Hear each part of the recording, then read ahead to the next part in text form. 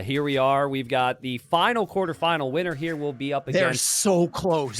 Sorry, they're so close, dude. Yeah, winner's gonna be up against Yo in the other semifinal, and they are right next to each other. Holy cow! Whoa. If they placed lumber camp slightly differently, they would have chopped to each other by feudal age. It feels like. I was thinking that. The funny thing here is, like, if Liereyy turns around with that water buffalo, they might scout all the way around to try and find their opponent, all the way around the other side. They might go to the north. I've seen it happen before. Yep. Well, this is close enough where if they had this information right now, they would maybe change their entire build. Where maybe a civ like Byzantines with spears and skirms could be really good, but they doubt they're going to get that information. And Hearttt Hindustanis, Saracens for Liereyy. Liereyy did not see the gold either from Hearttt, so he has no idea. He scouted over there with the water buffalo, didn't see any of the resources.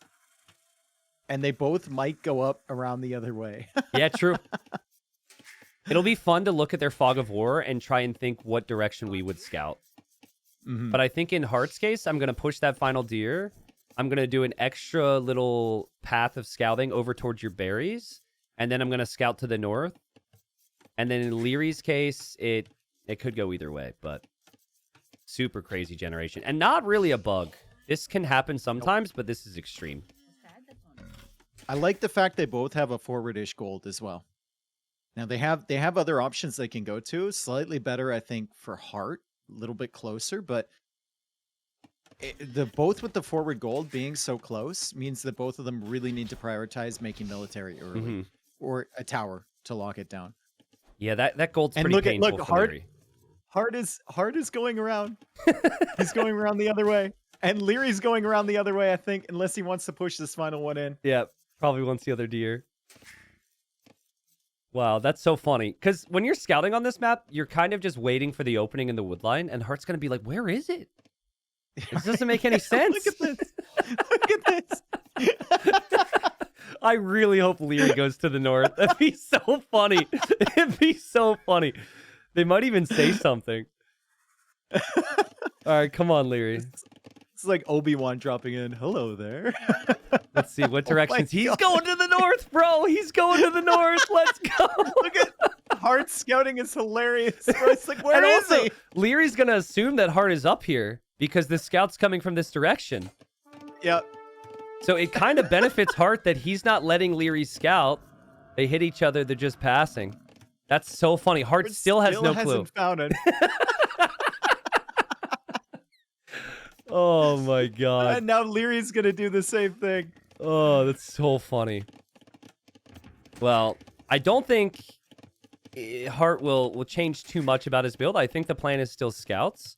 But when he sees this gold, oh, that's a really tasty gold spot to see. You're right next to your opponent's gold. I want to see heavy numbers from him. And there goes Liereyy. And Lierey's not hugging to the wood line, so he might see that gold and expect there's berries and whatnot around for Heartt, like his base is here. But that's not the main gold, though. It doesn't have enough tiles. Ah, true. It's got like one more tile on the main. Here comes Liereyy. He's still looking. Yep, doesn't see it. There's the relic. Double checking. He saw another relic on the other side, so he's not there. He's just gonna keep going around, and he actually builds the archer range on the wrong side of the berries, and he's going out to the gold that's further away. Yeah, so I think he's realized what's happening. Yeah. Well, I guess all of this craziness to start it off has benefited Heartt, right? Because the positioning of the buildings makes a lot more sense. And archery range from Heartt, he's going to go skirms instead of scouts. And I think that was all because of him scouting that range from Liereyy. That gold is pretty nice for Liereyy, though. The fact that he's adapted to that instead of the forward one is really going to change some things. Heartt instantly spotted where Lierey's taking gold. So yeah, he knows that it's going to be pretty hard to pressure here. Nice downhill hit there from Liereyy, and another one. A little frustrating there for Heartt. And Liereyy just runs into the spearman there, looks away for half a second, and now the scout fight's pretty even. Skirm spear for Heartt. Well, that's the play that's best when you're really close a lot of the times. It's just not a Hindustani play. It's more of a Byzantine or Vietnamese or Inca play. But this is tough. Liereyy is on gold, and he's going to be making his own skirms to try and match this. And it's Age of Skirms, everyone's favorite. Market already for Liereyy, so that could just be instant stone cell. Since your gold is back, you don't really need a tower to defend this. You could go instant stone cell into maybe a stable. Yep. Yeah, and Scout goes down. Nice start here for Hearttt. And that Scout can maybe get some hits here on the skirms. Even an extra hit or two between these two can make all the difference. The skirms got a little too far there for Hearttt, though. Overextended. Yeah, and you can see Liereyy picking off HP on the spears, too. Yeah. So the market's up. He's got some moments. He buys some food. And he's just going to make more skirms. He doesn't go for the stable. He doesn't have the wood for it. He goes for extra farms. It's so interesting because they know each other so well, and they both have such similar style. I think other players are trying to add stable right now, but these two know the other one's going to expect it and prep for it in some way, so they might just stay on skirms only. Until they're really deep into the skirm war, like 15 and now the or question is like, okay, there's the stable from Liereyy, but a very annoying Komodo dragon. Just randomly sitting there. That's what happens when you go up to the secondary gold, right? A little bit far away from your base, so the dragons can spawn there. That stable is going to be slightly delayed, but notice how Liereyy put that outside of the line of sight of Hearttt. And Hearttt is doing a really good job with this scout, just trying to get more information. I don't like the fact he sent this in. I would have liked him trying to track if there's a secondary production building coming up from Liereyy. Yeah, he really just wanted to get that extra skirm volley out when the scout was distracting. 5-5. Now 6-5 on the KD. And Liereyy should also be able to have scouts behind here. So remember, Heartt's gold is a lot more exposed than Lierey's current gold is. And the Saracens have the ability with the market and that gold income to go up to Castle Age very quickly here. So this could get dangerous for Hearttt. Hearttt is really saving his spearmen. Like, he's keeping them out of the range, so he knows that scouts are likely to come out. And the scout comes out right now. But with the good micro from Liereyy and the good engagement so far, Hearttt is just being outmassed. There's some weak skirms in there, though, for Liereyy. It's pretty close, and it's just one scout. Now, Hearttt kind of expected this. And now he definitely knows. Mm-hmm. And now he'll even should add come another in from spear. Instant, though. He's got the blacksmith up already, so fletching should come in from Hearttt. And that will really help in the skirm wars. And a couple scouts headed over to the gold now, as Hearttt might think about some archers or just the resources for Castle Age. Hearttt did get housed a bit here, I'm noticing. But the scouts aren't in defense anymore for Liereyy, so he needs his skirms to do the job. And he seems to be focusing on the front. He loses his skirm. And the scouts were going for the Vill, and he's going to get the villager there. But nice snipe there for Liereyy. But he loses the scout. Still, resources looking decent for Liereyy. He's getting a little bit greedy now. He figures he can defend just with the skirmishers. Heartt's resources looking really solid too, and he didn't have to use the market either. But now Liereyy looking for a good engagement here, and he's found one. Yeah, that's He's really found good. One. The skirm numbers for Hearttt are just not looking good at all, and Liereyy is going to feel really comfortable clicking up to Castle Age now because there's no threat on the front side anymore. And if there's more scouts from Liereyy, or even like an archer now, the gold is completely off limits for Hearttt. So both players have a lot of respect for each other. I think they kind of assume what the opponent's going to do all the time. So Heartt's not going to drop that tower, but there's a lot of reason to drop a tower right now, in my opinion. A lot of spearman deaths here contributing to that KD in favor of Liereyy. So Hearttt invests a little bit more into military. He's lost 20 units. Lierey's lost 14. And now the scout from Liereyy is getting him some really good scouting here on the stable of Hearttt. He knows that thing just went up. He's going to be on the gold with the skirmishers, and there's really not a lot here from Hearttt. He's got 2 skirms in that archer range. It's not the most threatening army in the world, especially without fletching, but, like, it's annoying. He basically needs those skirms in his range to be spear snipers, and then he's hoping his own scouts can take care of those skirms. It's also so funny to me. Like, watching these two play, it's like we're watching a completely different video game. Like, the amount of skirms, the way they snowball the fights is so methodical. Nice job on that first scout from Hearttt. Hearttt really so difficult for Hearttt. If he can get by without building a tower, he can actually protect this gold. It's stubborn, maybe, but I think it's worth the risk if the micro can be good enough here. Maybe. That scout from Liereyy is very annoying, though. Another scout comes out from Hearttt. The spearmen are down. So Liereyy can take the 1v1 with the scouts, and he's got another one coming in, and Bloodlines is 40 seconds away. Not really for those scouts, more for the camels in Castle Age. Skirmishers are still weak from him, but Hearttt will probably lose another scout here. So that's 3 scouts produced from Hearttt, 3 deaths. Yep, now another spearman out. Scout will have to be pushed away again.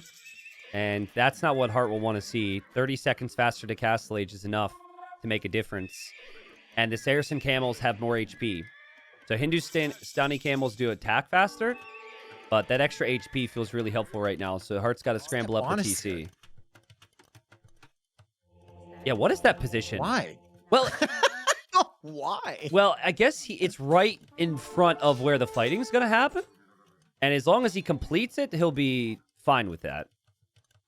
He needs to wall in that Vil, though. Heartt's hoping that Liereyy doesn't do that. He's not going to. It's not a Liereyy thing. Camel. And Liereyy sees it. Now.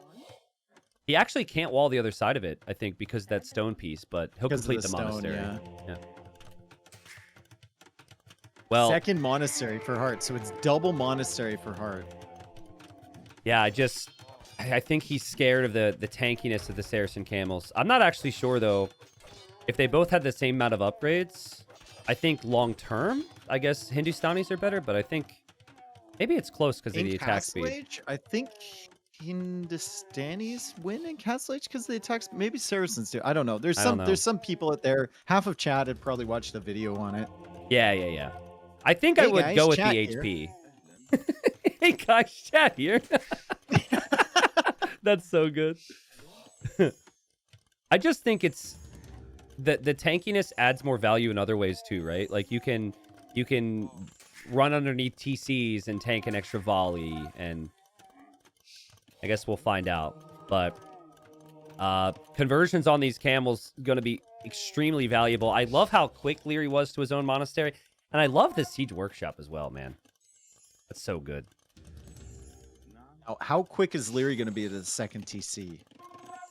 That's the question, because Hearttt is still producing from 2, so Hearttt is going to scale ahead in eco, and it's a pretty tough area to assault here, especially if Hearttt manages to get redemption. It's going to be a little bit tough. How painful is it for Hearttt, though, that TC doesn't actually protect the gold? That really hurts. Also, he doesn't see the gold in the back of his base as a recovery area, and Liereyy has a scout and a skirm hanging around there, as if to say, yeah, I'll know if he moves over to that gold. And yeah, now he's off the gold. Even just having to garrison those Vils off the gold is so painful when you're trying to keep monk production up, or when you're thinking about redemption, like you said. Oh, but the camel raids from Hearttt. Finding the TC. Oh, man, it's a slaughter back there. And 4, 5, 6, maybe 7, 8 villagers gonna die? Dude, this is horrible for Liereyy. It's still not great for Hearttt that he can't take gold. That's 1 TC versus 2. So Liereyy is going to really struggle to recover on villager count here against Hearttt, as that's so many villagers going down. Big shot on the, or big kill on the mangonel forward from Liereyy too. Yeah, Hearttt looped the whole way around. That's a very long distance to loop around because of the map setup, and it pays off. I think if he stayed at home, he'd probably just lost his camels to conversions. Yep. Oh, man. That camel needs to find that gold in the back. He's so close. That's a really sick timing from Hearttt. And sometimes you just get lucky with finding when your opponent is making that second town center. Yeah. But to a certain extent, you kind of make your own luck, right? Like you said, you loop around to the north, you look for the raids, and you find it. Man, now Liereyy needs to spend a lot of time trying to stabilize and recover. He doesn't want to take all of his camels away from the push to chase those camels down. And I think Heartt's camel did find the gold. So now, I mean, he's mining the gold he was on initially anyways, but now he has a backup and could maybe drop a TC back there. So in these camel matchups, I mean, no bloodlines right now for Hearttt is a problem, right? He can't take the equal numbers fight, even if the Hindustani camels are relatively similar to the Saracens. He's just going to keep running away. He's going to keep biding his time, and he'll go for that third TC on the stone now. And Liereyy going for the third TC on the stone as well. I mean, in Camel matchups, dude, I've had a horrible time with drops today. I think my internet's being stupid or Twitch, but I'll just continue casting. In Camel matchups, monks are actually huge because you can't just go light cav anymore to dive in to snipe those monks as easily because the camels eat them up so fast, and the camels can actually keep up with the speed of the light cav, unlike pikemen where you can kind of pull them out of position. So, yep. But also camel matchups are weird because you can't take out TCs, and normally you can't kill vills that fast either. So you have to make the army for the map control, but you can't actually do a ton with it. God, look at how many monks are here from Hearttt. Holy cow. 8th monk on the way. He's got sanctity and he's getting redemption. When I look at these Liereyy monks, still has not gotten devotion. Like, that should be something that should come in relatively soon when he sees so many monks Hearttt has. Yeah, he's researching that now. I hesitate to make jokes about monks because, you know, religion and respect and whatnot, but I feel like these monks for Hearttt look like old chakrams from a zoomed out distance. Like They just kinda old do. chakrams holding their frisbee. I know when you zoom in, it's like prayer beads or something. But I always yeah. think, like, they look like they should be in a Hitman game or something. You know, where you, like, strangle people with your little wire thing? Don't worry, that'll be the next DLC after you said that. Hitman Heroes coming next. Yeah. Hearttt sitting back, and as he should. After killing those villagers, I think he could be happy to sit back. And also, long term, the Hindustani camels, once you get to Imp Camel, are definitely a bit better than regular heavy camels from the Saracens. So it's just a boomy game, despite the fact they're right next to each other here, just because you can't really threaten your opponent with camels when there's monks around. I think the thing I like here from Liereyy is just the map position that he has. Like the forward siege, the forward monastery, the houses. It's going to take Hearttt quite a bit of effort to break that. And if Liereyy gets the first castle down, which he probably won't because Heartt's been on stone for a while here. But if he secures that position, Heartt's going to have to fall back into this corner. And that might benefit Liereyy a little bit. Big battle over on the side here. And Liereyy backs away from that. The one thing I will say in this late game matchup, and we saw it before on Shoals, I believe, Hindustanis against Saracens, Barista Man Yes, it's a huge is tech. super valuable in camel versus camel fights. The area healing is insane. Yeah, I agree. I just wonder, is that something that Leary's had a lot of experience with? I mean, probably not. I did watch a Moraz game earlier in this tournament that went an hour long, and it took, with Armenians, it took Liereyy 59 minutes to build the first fortified church and get his relic. Okay, so so when it comes to monks, Leary's not necessarily the player that we would trust as much. Yeah. So this is kind of a hypothetical, unimportant scenario, but we're just chilling here. Leary's built a lot of houses in patrol range of Hindustani camels. So there might be a point, if he loses map control, that he's going to get badly housed. I'm seeing them everywhere. Dude. Now, it's a good move to build them, but still, that could be kind of a bad thing later on. Once again, I feel like our positions are reversed, because that's definitely something I would have said. He's going to get housed, and you'd be like, it doesn't matter. I'm sorry. I've loosened up over the years, or I've got tired of talking about the specific meta over the years. Housing people, like, it's a big It's momentum no joke. staller. Yeah. Or like It is no joke. Or like taking their university or blacksmith a minute or two before they need to go get those upgrades. It is a momentum staller, 100%. Mm-hmm. And this is nice for Hearttt. The Camel's doing more damage against buildings is great. Imperial Age time is great. Leary's going to be up very similar timing, but as we often say about Liereyy, he's usually just up faster than his opponents. It's not the case here, so this is really nice for Hearttt.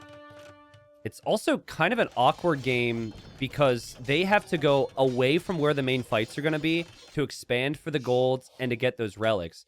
So, sure, very important to secure the north, let's say, but any attention and focus you put there is so far away from you being able to contribute to the main battle. It'll be Arbalest for Liereyy. Okay.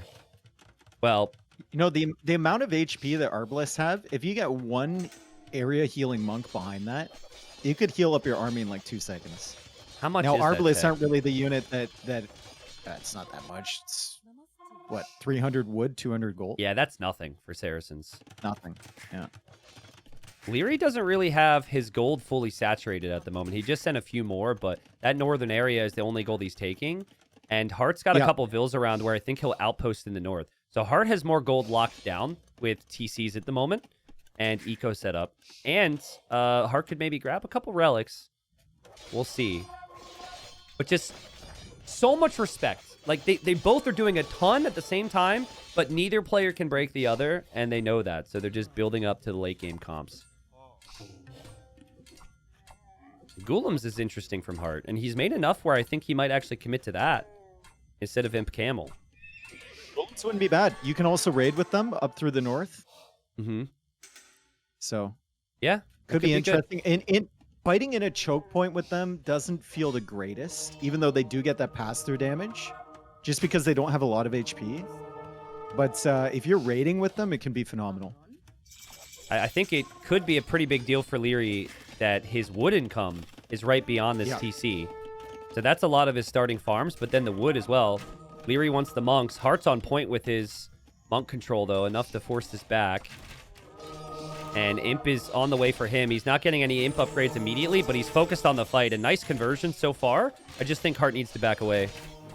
Save those monks. Heartt has also discovered that TC in the north from Liereyy. Or, I guess not north, and it's way east. And the Golems ran through there and got house-walled by Liereyy. That's a crazy house wall from Liereyy. Super necessary, too. If he loses that wood line, he's in a really brutal position. Heavy Camel now on the way for Liereyy.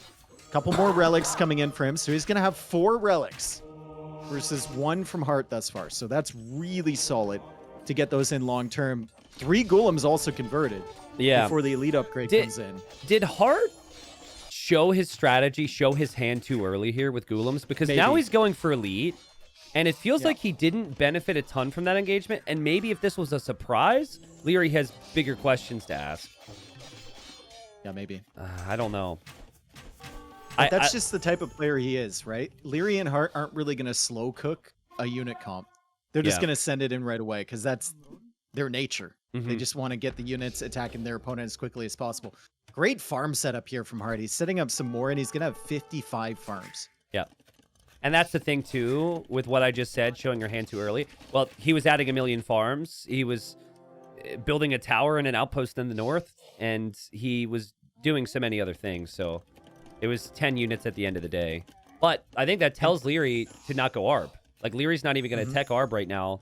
He's going to probably make hand cannons. And if he makes hand cannons instead, still has the tanky camels in the front, I think I definitely prefer his composition. I just think full Imp Camel with Hindustanis, if you can get there against a Civ that doesn't have Halb, it's always worth it, the shot. Probably, especially if Leary's not going to get the unique tech of the healing. He's been healing a lot, still hasn't gotten it. It's fairly cheap. He could afford it right now, but he probably forgot about it completely. The problem I see here is that the solution to the crossbows is going to be Golems for Heartt, but Golems into crossbow monk camel is not great, especially when the camels have 170 HP. The crossbows can damage them from behind. The monks can convert them and heal up the camels, and the camels can tank the damage in front. Kind of crazy how Liereyy is not outposting too much in the north. He's just done it a little bit, but he has nothing over here. And then he's not pushing either. He's got this massive army, but he has no trebs. So nice job from Heartt. Castle on that 1 TC. And then camels now into Leary's eco. Yeah, and Liereyy has to send his own camels back. He's finally taken the gold on the front. Arbalest is on the way in. Ballistics just comes in now. Some good quick walls over on the stone, too. The TC is set up forward. I mean, it forced out a castle from Heartt, which isn't bad at all. But that'll go down for sure.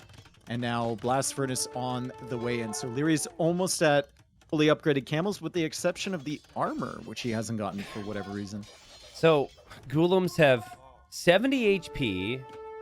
They have 2 melee armor. Is that enough against even heavy camel? No. The heavy camel should win. Well, then this is going to be horrible for Heartt. Like, he doesn't even have heavy camel on his own to combine with it. I like the stables. I like the idea of raids. But yeah, he's going to have to face the music. Still, no siege for Liereyy, which is crazy. So clearly Liereyy seems to feel like if he gets the chance to boom, he's got the better technologies here. Yeah, gotta keep camels in front of those arbalists at all times. If the Ghoulems get a big clear up against the arbalists, it's going to be real bad here for Liereyy. Look at the conversions coming out from both sides, right? So many units targeted. The micro here is insane for both. The monks are still healing behind this. There's a castle there as well, and these Ghoulems are kind of squishy. Monks go down. Monks are expensive, as are the camels. I think maybe Hearttt will be okay with that fight. He's not going to love it. I think he's also not going to love the fact that he only has 3 castles. He'll want another one. And you might as well commit to the middle position now with that, just so you have the additional production. Fantastic fight for Liereyy. This shows why you just can't go Ghoulems. Yeah, let's see. The Treb there for Hearttt was kind of forgotten as well. I'm shocked we're not seeing gunpowder from Liereyy right now. But it feels like maybe Arbs and Camels is enough. And he's sniping the monks there from Hearttt. And he's backing away. The Arbalest number is falling. And yeah. One unit that's really good against Ghoulam, Mamelukes.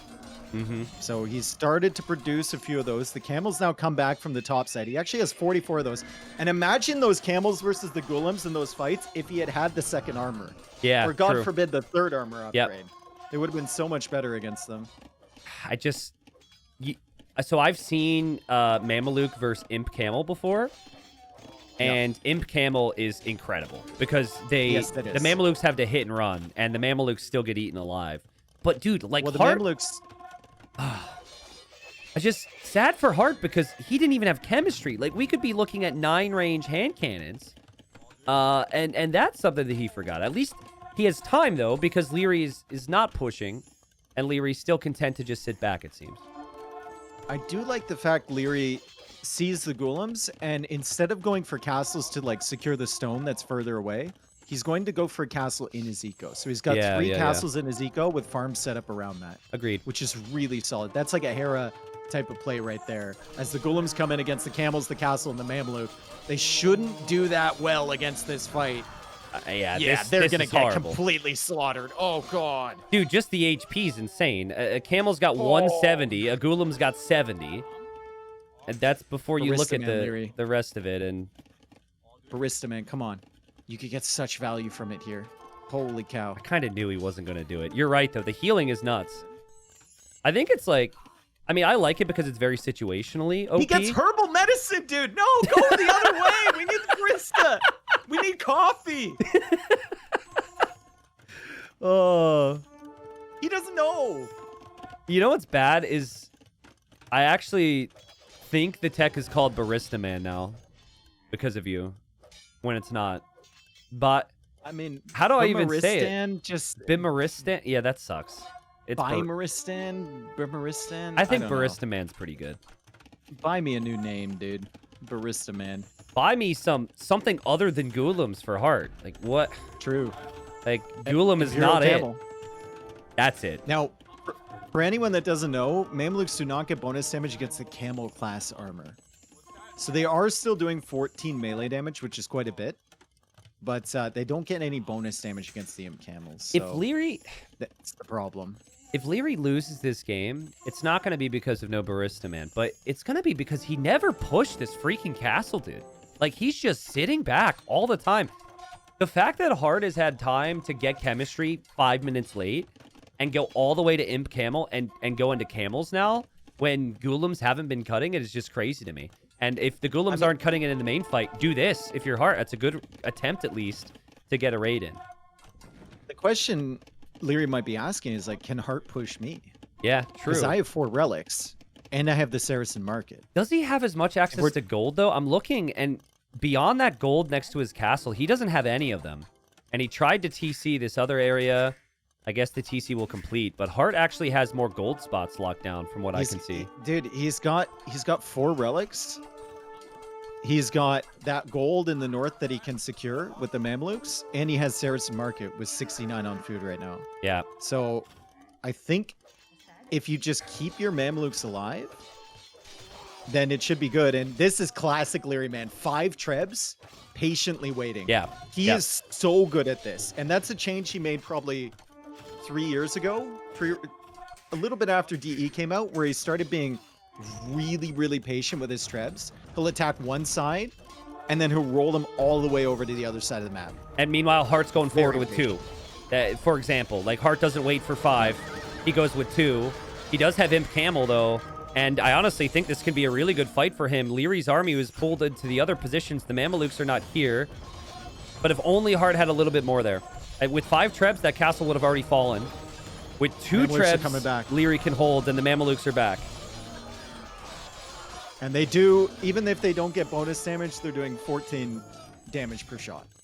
So that's a lot, right? That's a ton. The camels only have 3 melee armor, so it's 11 damage per but it's attack. Like it's and a when pure. You have a mass of like 26 of them. It's insane. It's a pure numbers thing, though, right? It's 60 total camel numbers for Liereyy, and Heartt's got 18.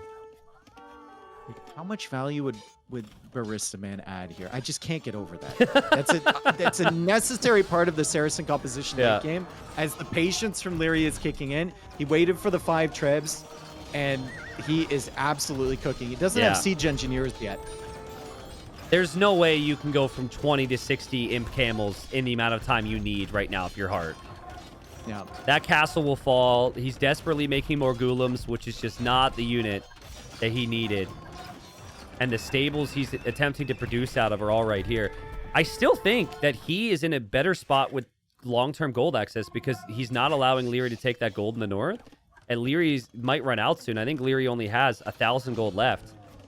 But he's got an unkillable army. How do you stop this? Yeah. How do you stop this? That is the death composition for Saracens here. If he had one monk with the... God, it's not saying this, but like it's true. If he had one monk here with the unique tech, this would all be full HP in like the space of 30 seconds. Yeah. He's got 2 monks. No unique tech. And the 5 treb stack took down 1 castle. It'll go for the next. What's really nice for the Mamelukes here is the regular camels are just in front tanking. They're not even getting hit. He honestly might have pulled back like that to bait Heartt into trying to snipe his trebs. Yeah, maybe. And then Heartt just loses a complete line of camels there. And that's just another castle dead. Wow, Liereyy is so impressive, man. The patience is insane. And he clearly felt like his Civ was better here with how he waited, right? With 4 relics, too. Yeah. He clearly was just like you... Because he was so... He was patient with the trebs. He didn't force the issue, but once he decided to push, it kind of feels like this is unstoppable. And I think, having seen this matchup before, I think Heartt really underestimated what 60 Imp Camels can do. And he was very late on thinking of gunpowder. He just made so many golems. So many golems. It's too late now. Even if he had 60 Imp Camels, you can't beat this army from Liereyy. There's too many Mamelukes, and he's got the heavy camels in front too. It takes so long to get to this many Mamelukes, right? You need the castles, and you need the time, and he got the time, and you see the units produced there. Liereyy only made 57. Bro, he made 57 Mamelukes. He's got 49 left on the field right now. He's got 109 kills on these. Yeah, crazy. Unbelievable. But I bet if we check res collected right now, Heartt actually did an amazing job. Yeah, 9K more. Well, oh, man, Heartt's going to be kicking himself. He's going to be kicking himself. I'm not saying it would have worked, but he went golems because he saw like 15 crossbows. And maybe because he didn't think the Imp Camel could do it. At a certain point, it just came down to numbers. The golem switch into crossbow, it only feels great if it's like a completely open map. And in some ways, this is an open map, but you basically have to push that left side. And once Liereyy gets that castle set up there with the camels in front, it's not going to be enough against the Arbalest or the crossbow. You need so many golems, and you need to be distracting him at all times. That's why I really liked the castles in safe positions from Liereyy, the Mamluks for the mobility of dealing with those golem raids. And then once all the golems were gone, he was free to focus everything on the right side. And he had the 5 trebs set up. Where Heartt just waited for the moment and dealt with any raids and then decided to push. So Liereyy takes the first game, and yeah, Heartt's not Heartt's not going to want more games like that. I think it's going to be tough with their styles to avoid it being back and forth with similar types of units, but ultimately I think Liereyy, if he is that slight step up over Heartt, we kind of saw that here in a very boomy game. So I would say hope for more hybrid situations where you can surprise with docking somewhere or beating them to a tech switch. I guess it won't be a Camel War anymore. So here we go. Border dispute, game 2. Hearttt obviously looking to respond. There's 4 boars in the middle. And if you don't bring them in immediately, the opponent will. So usually it's 2-2 split. There is the water, which we might see play a role. Lierey's already walking out, so he'll dock and just use the villagers on the shorefish there. So a lot on food for him. And Heartt's going to opt for the lumber camp first, but Koreans versus Vietnamese. I'm thinking towers and turtle ships maybe for Koreans, but probably lots of skirms.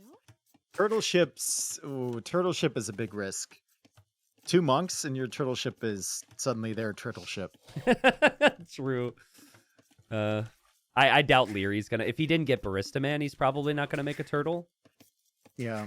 But to your point before, while the water usually becomes unimportant in feudal, whoever has this locked down in Castle Age has a massive advantage because you can range the opponent's TC from the water. Well, it's not only that; it's you force them to go all the way around. So then they have to pick a side. Yeah.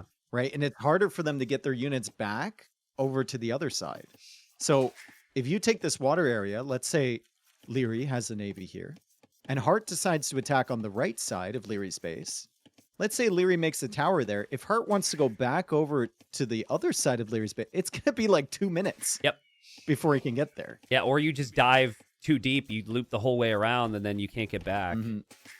I gotta say, and this probably isn't going to be a factor. I hope it's not a factor, but I'm not actually sure if Hearttt is able to range Lierey's TC with galleys. I think war galley definitely. Okay. Well, galleys with bodkin, I think so. Can the ships go onto the little sand terrain on the sides? I forget. Unclear. I don't think. I want to make a statement, but I don't know. Yeah. I don't think so. Well, I mean, hopefully he can, right? Because if you do win water and you can't do that, that's a disadvantage. But Koreans don't have demo ships is a good point here. Yeah. If we're talking about this. So Hearttt can actually, like normally, as Hearttt is just now getting loom, and Liereyy catches Heartt's villager without loom. He has loom himself as Heartt's trying to snipe down that village. He's not going to get it. Normally, you'd be worried about demo ships coming out early feudal age. If you have villagers out here, but if you're Hearttt, you don't have to worry about that. The thing I like about Lierey's build is when you go for the fast dock and delayed lumber camp, you finish your shorefish so much faster. So you don't even need to really be here in the first place and take that risk. He's not happy. Heartt's being cheeky. He's like, I'll take some of that food. Thank you very much. And clearly Liereyy could click a little bit faster with the blocking there. I like how he waits with this scout too to come in for that weak villager. Liereyy had that in reserve. Good job from Hearttt though. Just the mere fact that you can create a demo and your opponent can't should be enough power for Hearttt to force Liereyy out of the middle. Liereyy would have to be a madman to stay here once he sees Feudal Age comes in. But just so funny to me how they always find a way to match each other. It was skirms in the previous game. Now it's this Vil War, and Liereyy just committing more to it. Kills the villager. And he got hits on the scout too. Yeah. Scout HP advantage for Liereyy, and well, he's pushing these villagers away. Just don't overstay your welcome. If you're gonna have like a couple villagers taking shorefish, just make sure it's a couple. Yep. We don't want 4 stacked up in the same spot. It would be crazy if you could force your opponent into actually making the demo.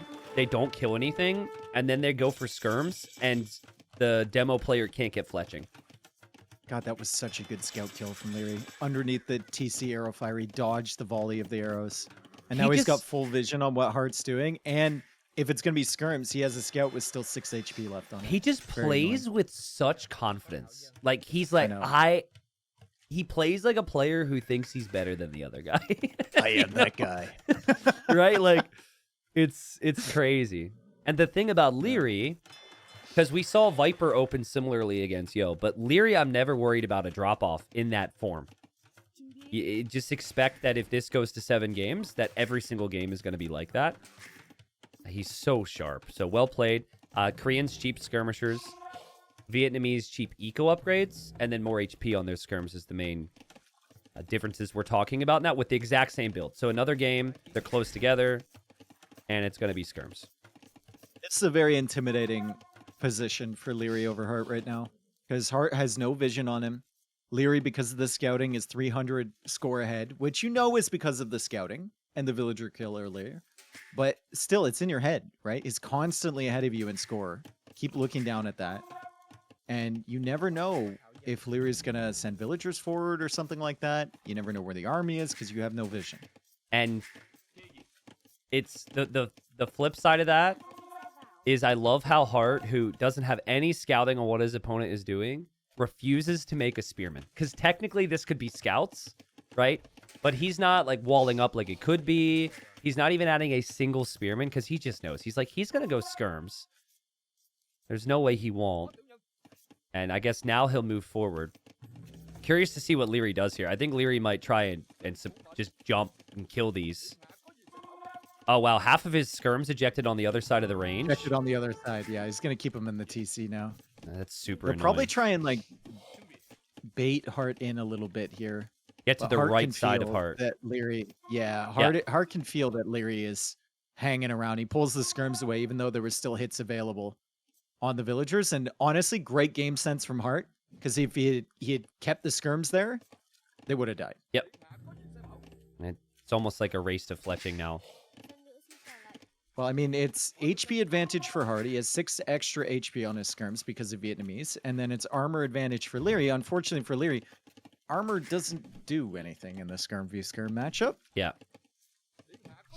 Isn't it crazy how, like, predictable these two become, but just how you can never stop it? So they just match each other. I think if this map had elephants instead of rhinos, we might see man-at-arm opening a lot more to counter this type of skirm style. But there's just not... You're missing a little bit of food to really want to go man-at-arms, I feel, which is why it ends up being skirms. And this is... If they keep fighting on the water, this is so much better for Hearttt, because there's no threat of a demo. Yeah. Liereyy can't really hang out there. He might decide to do it anyway, but... This is where Liereyy just happy to take these trades, considering his units are cheaper. And there's no eco upgrade discrepancy here. So Hearttt didn't get horse color, for example, which he could have maybe tried to go for.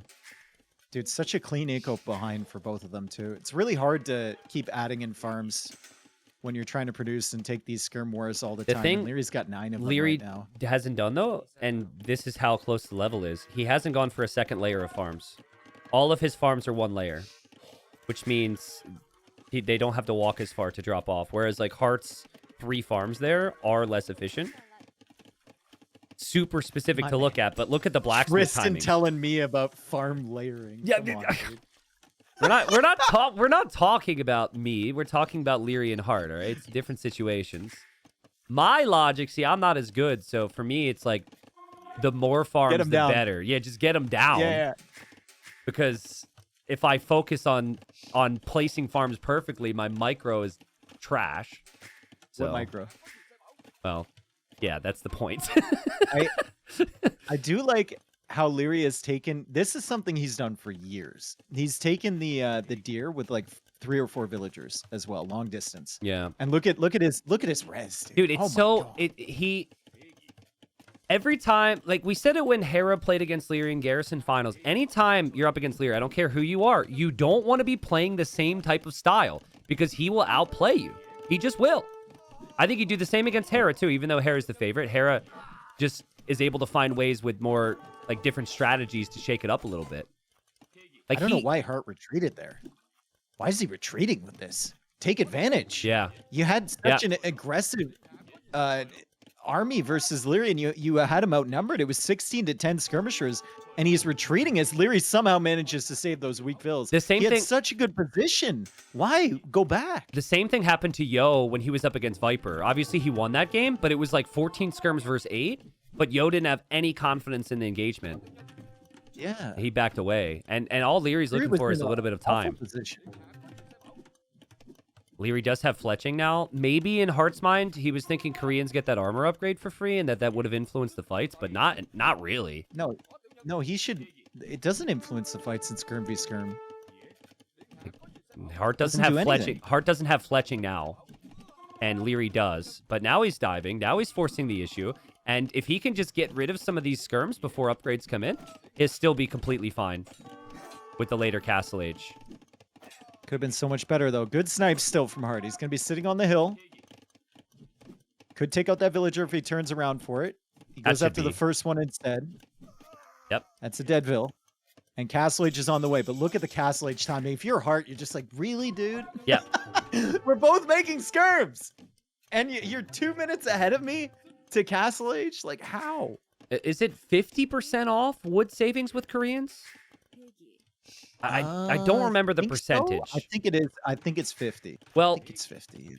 However many skirms were made, he saved wood for the farms, in a way, right? And saves wood for the next eco upgrade, saves wood for the TC. It's super nice. And now you get the armor for free, which again, in a skirm v skirm battle isn't the biggest thing, but that does make them really tanky up against other units and TC fire. Yep. And now you have Bodkin, and Elite Skirm takes forever. And now Lierey's on 2 TCs. He's right in front of Heartt's base. And Hearttt just feeling like this is the longest Castle Age research ever. Yes. Still 50 seconds away, and Elite Skirm is about to come in. So he can take these fights against Bodkin right now, but Elite Skirm is in, and Liereyy, well, Lierey's going to have the hill as well. So Heartt's still going to be aggressive. He's going to get nice and close, and he's still one-shotting these. So that's nice for him. Buying himself some time, but Liereyy should be able to clear up this fight now. Yep, seems like it. Liereyy will micro away. Should have microed away a little bit more, probably, but he was adding a siege workshop. Now, if Hearttt has taken Liereyy down to 9 skirms, suddenly siege moving forward isn't actually that good a play if for Liereyy, if the opponent can add a knight or two. So Heartt's got some potential here. It's so nice how he can walk next to that dock and not be worried. Not be worried at all. That's so crazy. What's gonna pop out a turtle ship? Like, yeah, so expensive, right? You're actually fine if Liereyy makes the turtle here. It's way too expensive. Vietnamese, still very cheap eco upgrades. I would say one of the best civs in the game in the late game. So the longer this goes, the better it can be for him. But Hearttt is going to see this house wall and probably assume it's fully walled, which it's not. It's not fully walled, but he's going to assume it is, as Liereyy panics. I think Koreans are better than Vietnamese here in this matchup. Late game. Well, anyway. and like early imp, maybe. I just think that having a crop rotation and having light cav that can actually raid would make me prefer Vietnamese. Plus imp skirm. Crop rotation. Dude, I'm coming at you. I'm coming at you with the farms today, right? Oh my god, bro. Crop rotation, eh? Well, it depends how late we're talking, you know, but yeah. It's also cheaper. I like the towers for Koreans. I like the rocket carts as well. Can be really solid. And I think just the towers in general. Yeah, I like the towers. I agree with you there. I like how everyone's focused on the crop rotation instead of the Imperial Age skirmisher. Or oh god, there's a hole there. What? Lierey's saying the same thing right now. Heartt's Knights pay off massively. And unbelievable. How is there a hole there? That doesn't make any sense. Yeah, I thought he had the house wall down perfect. I guess it was on that slight hill. And that's frustrating for Liereyy. And Hearttt needed something. It felt like, again, Liereyy is just happy to clear up the raids and just try and boom. But now suddenly there's an army from Hearttt coming in unchecked on the side. You can't really break through a house, but yeah. Yeah, not the worst position. There's also rocket carts behind. I still dislike the fact that Liereyy has completely unwalled the front of his TC. That is frustrating. We saw Yo get punished for that early. Do you remember we were casting a mired game, and I think it was Nikov was involved? Maybe we weren't casting together, but it was like the only vulnerable spot he was a wall in front. And then Huskarls came in. I don't know if it was against Nikov or Nikov was doing it, but oh, man. I have hundreds of Doubt games in mind where he's done everything perfectly and walled up his entire base except 2 tiles in the front. And then you just watch everything fall apart, right? And it's always the classic, right? Because they sneak him with 6 scouts. And then what does Doubt do? He makes like 12 spearmen, and you watch these spearmen Just chase the scouts yes. for about 4 Oh, minutes. Yeah. painful. Dude, It's so bad. sorry to bring up Doubt, but also if Doubt would have brought 2 more villagers to every castle in his career, 2 more vills for every castle. I can remember a lot of 90% castles. So. God.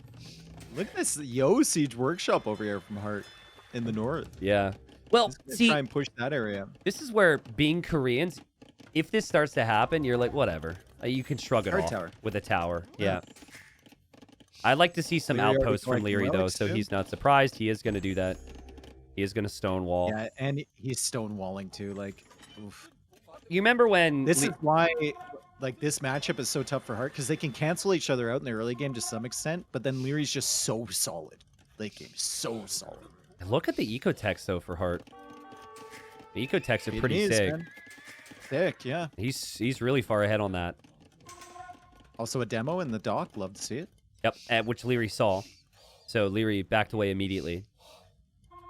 Liereyy has Town Watch as well.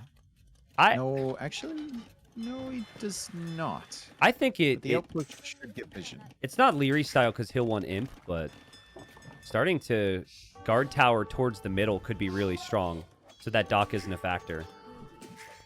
He goes for 1 over on the wood line. He's not super concerned about this TC at the moment. He's trying to get his rocket carts there, but the freaking pathing. Yeah, He's lumber been delaying camps him in the so way, and Heartt's got the hill now too. So uphill mangonel shots from Liereyy will not get the direct hit, and Heartt getting some momentum now. I was wondering what happened to the demo, and I see killed a little monk. robe of a monk. Yep, it killed a monk. The poor guy. Mangonel's in position. Heartt making a few more knights. But I like the idea of a couple more knights right now. Even just sniping the rocket carts. He has to be careful, though. He has to be really careful. Nice shots here from Liereyy. And the mangonels are so weak for Heartt right now. Look at that. He'll repair the last weak, one. and there's so many monks there from Liereyy as well. Lierey's going to play this patient because he has the guard towers to fall back to. Yeah, I mean, he just wants Imp Bracer on the skirms, right? But, like, guys, a great example of don't ever try and play like some of these guys. Don't ever try and play a skirm Imp timing here against Siege and Knights uphill. Yeah, it's just obnoxious. It shouldn't work, but Liereyy can make it work if anyone can. Was patrolled right into that shot too. Heartt attacks the farm, and skirms versus mangonels in the hands of Liereyy is kind of a counter. Goodness. It's kind of a counter, and Heartt tanked a few too many shots from the rocket carts, so now Liereyy feels really confident to come forward. He won't be hit by this at all. But he always has a couple monks ever. behind, so the knights can never dive. It's just that ratio. Yep. He really does need to balance out his resources more, but once he clicks Imp, Heartt is... Well, both are struggling for gold. So maybe the Imp times will actually be similar. Heartt's got 800 food. I'd foresee a market and selling the wood, and he could be up too. I do love the farm setup from Heartt. Really sick. With handcart and heavy plow. And he's got 35 farms at the moment. He's collected more res, man. It's just, I think in our mind, we're just like, Liereyy looks so confident. He can't lose, but he can absolutely lose this game with the way Heartt's balancing his eco behind. I also like how outposts are such a little thing, but vision is huge. And Liereyy sees an outpost, he destroys an outpost. He will spend the extra couple seconds to full kill that, just so Heartt doesn't have vision on when he's coming forward. And that means that the castle can go up over here. I think Heartt can still see where that is, but I'm not certain he can do anything about it, as Liereyy now selling resources, looking to click up to Imperial H. Handcart coming in for him, still missing Bosa. 30 skirms. And this is a very open base for Heartt, so one castle can't protect everything. If Liereyy can just get the upgrades on these, and remember the armor's free, he could do a lot of eco damage to Heartt in early Imp. He killed another monk going for that relic. With the fire? One. He might get a third. He might get a third, dude. Yeah, he killed the other one. Okay, they can't go over the sand. Yep. I'd like to see a couple war galleys now. Not even fires. A couple war galleys in that dock. Get to like 5 or 6 of them. You're getting ranged upgrades anyways. Could be really good here. Thought Koreans got Lushans for a while, but they don't. Or not Lushans, the dragon ships. They don't get them. They get fast fire, not dragon ship? Yeah. Okay. Ballistic still isn't in for Liereyy. Bosal still isn't in for Liereyy. Hearttt is thinking he's going to be faster to the Imperial Age. And he really wanted to do... He's trying to be aggressive. Let's give him credit. He tried to push in the north. Didn't work. Now he's trying to push middle. That's also not going to work. And now Liereyy will drop a couple towers, which is the big thing you mentioned about Koreans. Especially because I think there's a lot more stone on this map than other maps. Yeah, in general, this map comes down to castle placements with other Civ matchups. We saw it at Viper versus Yo earlier, right? Lots of castles, lots of stone in the bank. But here it's going to be towers, definitely for Koreans. And Vietnamese castles, if you're locking stuff down, not the greatest castles in the game. They miss architecture, they miss masonry. It hurts. Will Liereyy get the unique tech this game? Because that should be a little bit more obvious. Still no ballistics for these skirms. So he's missing some volleys here with the skirms. Enough where I feel like he should notice. But holy skirm numbers. Yeah, he's just going to tower creep through the middle. Now drops a castle. So there's a demo, Dave. There's a demo. Your heart. Yeah, but it's Liereyy, bro. Like, I would get excited about that, but number one, it's a demo raft. Number two, Lierey's not going to take his eyes off these skirms for 1 second to get demoed. I'm impressed at how unexcited you are. We are truly becoming the other caster. It's crazy. I don't know what's happening. It's Liereyy. I've never seen Liereyy get hit by a big demo ship. I think maybe it's happened once. What? You're me 3 years ago. I don't understand what's happening. I don't know. Okay, chemistry's on the way. I'm going to move to Florida. You're going to move up here. I feel like I should be proud of you, but I'm actually just disappointed. Now you know how I feel. So much stone right now for Liereyy. I hate to be that guy, but still not seeing ballistics. It's not even in queue behind the skirms. But one thing you can't do if you're hard is rely on bombard cannons once these towers start to come up in good positions. And that's going to be the big difference between the two of them, I think. That night raid could be a little bit annoying if Liereyy doesn't take care of those knights attacking the house wall there. He's starting to push in the center. Yeah. Night raid could be very distracting. Imp skirm is great. Liereyy still doesn't have bowsaw as well, so that's why he has 62 on wood right now. Yeah. There's ballistics. He doesn't have imp skirm. Imp skirm is superior when all the upgrades are in, which Hearttt is close. And it's just the numbers for Liereyy. And then the position, I feel. Because if he could break this line at the front of Heartt's base, Heartt's in big trouble. Yeah. Here come the knights. The towers are here, though, and ballistics, like you said, coming in. Yeah, but the fact that ballistics Population's wasn't looking in good. means the knights kind of went by unscathed for a little while there. Yeah. But they'll probably die. The TC's down for Hearttt. Castle could go down for Liereyy. Cannon's moving forward, too. Dude, it bothers me so much we're not seeing towers in front of the trebs from Liereyy. Bombard cannon should never have any effect for Hearttt. Might be a little too late to start dropping those towers there, though. And he loses the castle. No unique tech. So he won't even have the range.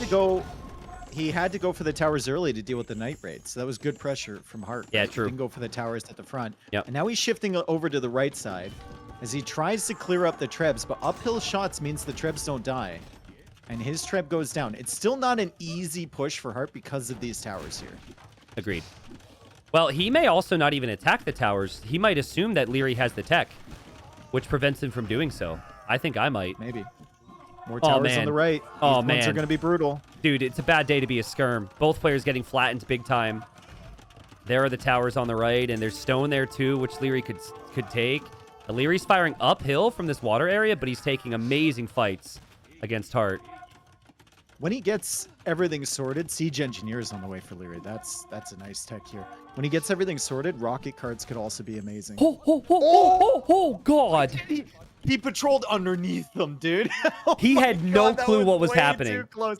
No clue. Oh, better to be lucky than good, I guess. Oh my goodness. I just don't know how you easily keep track of this little tower rush while also trying to manage the fight in the middle. So many bombard cannons for Liereyy. Oh, God. Another example of just walking right underneath the bombard cannon shots. Heartt's keeping them alive somehow. Big shots from Liereyy. Does get one. Notice how Heartt is using the trebs on the towers. The bombard cannons. Heartt does not believe he has any opportunity to take out towers with the bombard cannons, even though that is potential for him. Still no unique tech for Liereyy. Still no bow saw for Liereyy, but it's just a micro battle. And the bombard cannons feel like the difference maker. Treb goes down, and oh no, the bombard cannon was behind it. Now Heartt loses a bombard cannon. Liereyy loses a bombard cannon. Running out of ways to say this, but it feels like Lierey's got the momentum right now. I mean, the tower push on the right is being trebbed down, but Liereyy just keeps going deeper. Yeah. Out of the range of the trebs, out of the range of that castle. And Heartt's eco over here is very exposed. And this is while Liereyy is completely distracting Heartt in the front side. He only has 2 bombard cannons left, but he should be able to snipe both of these trebs and take out the skirm mass. Once again, Liereyy has the better KD. Second straight game. 6 bombard cannons in queue, man. Like, he is way more in queue than Heartt does. And 4 towers. Oh, he's building them faster than Heartt can take him out. Yeah, this is so painful for Heartt. It feels like his style is to play exactly like Liereyy, but Liereyy is certainly a bit more confident that he can't be broken, and you could tell by his approach in early imp. He was just like, I'm ready. I'm going to push you now. Let's see if you can stop me. And the score's saying it's close. There was a castle on the back for Heartt, but the bombard cannon count is getting to be really, really bad for Heartt. Man, the fact that their styles are so different, it's just showcasing how good Liereyy really is. Mm-hmm. Yeah. He sat back with skirms and pretty much the whole game.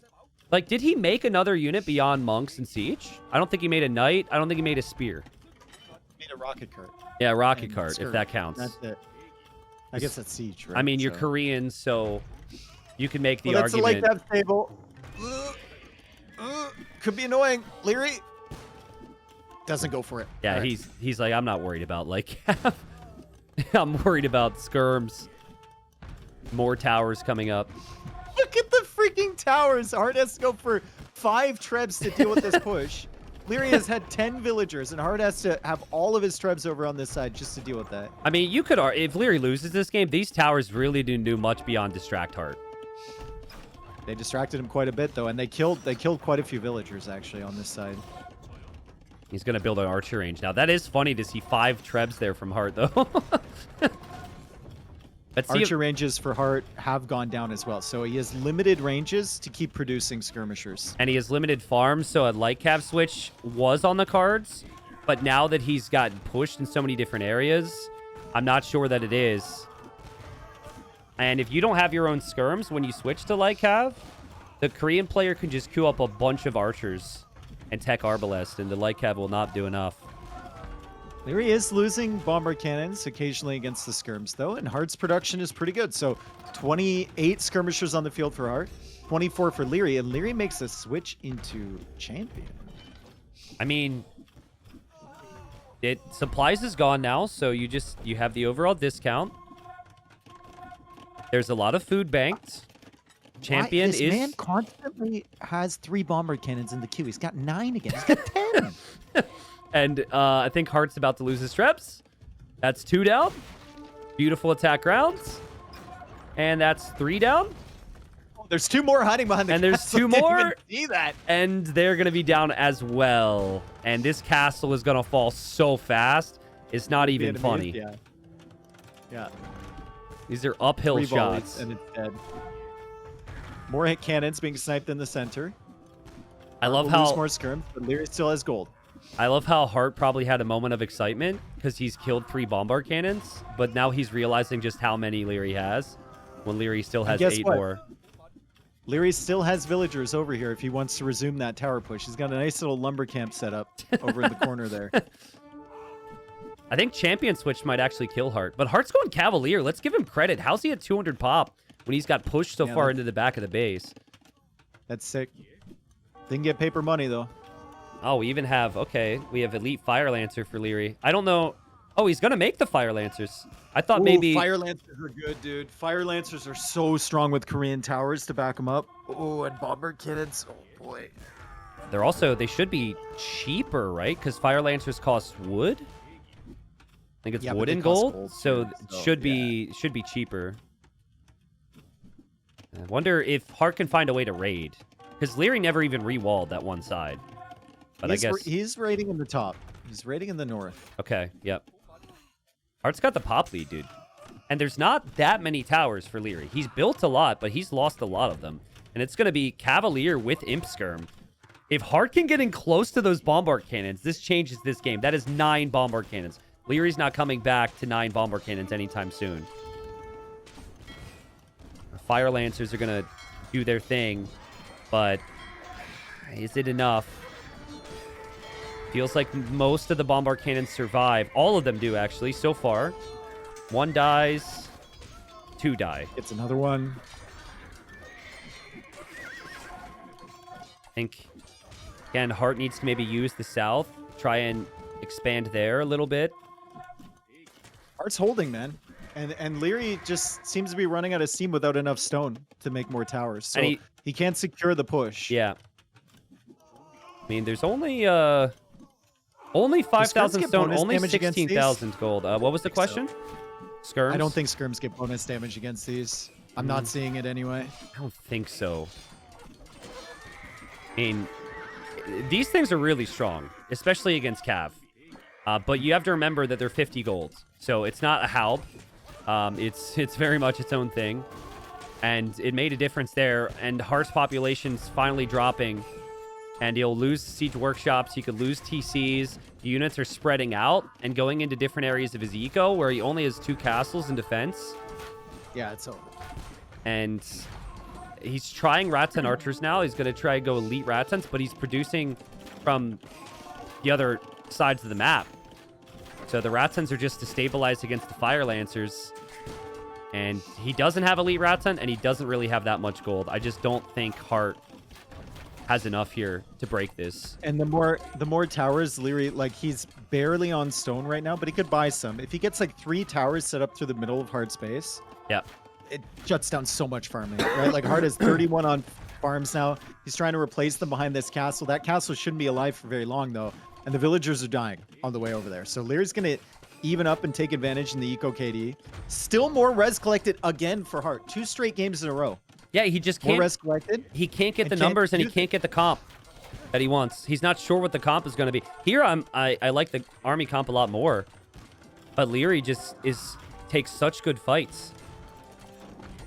It's kind of similar, too, in how he's treated these bombard cannons. He gets to a number of bombard cannons he's happy with, and they never die. It was just like the Trebs in the previous game. And it's funny, again, it's the same story where he's not getting a very useful unique tech. Yeah, and exactly. It's still working. It's still working, It's still working, right? Like a tech he absolutely should get. I think even more so here. He's floating it like crazy. Yeah. He's not getting it. He only has 1 castle, bro. Like, how many times do you see someone win an imp when they only have 1 castle against 2? Bombard cannons. Bombard cannons. A little pushback here from Hearttt. Uh-oh. And Liereyy is going to have no bombard cannons left. It's a lot of rats and archers. That's a lot of imp skirms. Lierey's towers are getting pushed by the Trebs. And Hearttt, even though Liereyy is cut through the heart of his base, is actually kind of winning some fights here. Somehow. That's really, really solid. And look at the population. It's even. I mean, aggressive from Liereyy there. It's hard for me to believe that this game is still even when Liereyy has such good map control. I feel like he's just going to get up to 60 skirms look at again. The production. Oh my goodness. The production coming across is just a constant wave. Liereyy cannot raid anywhere. Maybe in the south. There's actually still golden stone down there. Both players have missed out on that. I think there's a good argument for Liereyy making like 3 or 4 trebs in the north and just pushing from that area now. Yeah. Yeah, I could see that. Instead of the bombard cannons. He loves bombard cannons because of the mobility and the micro with them, but I think the trebs would be really consistent. They're harder to snipe. I think even though Hearttt held it was such a blow to his eco. There's so many farms that are vacant now, and he lost so many vills. 24 on food. It's going to be so hard for him to continue to keep up with production now. He has 77 farms on the map right now. He's taken from 26 of them. Did Liereyy stop at like longsword, or did he get to champion tech and then decide to make lancers? No, I think what happened is he went to longsword, and then he looked at his barracks and went, "Oh, yeah, there's another let's try unit this. available here." Yeah. Yeah, I think it's exactly what happened. I'm just curious because he is at a point now where if he wanted to, I mean, champions are way cheaper on gold, and champions feel like they would actually be pretty decent.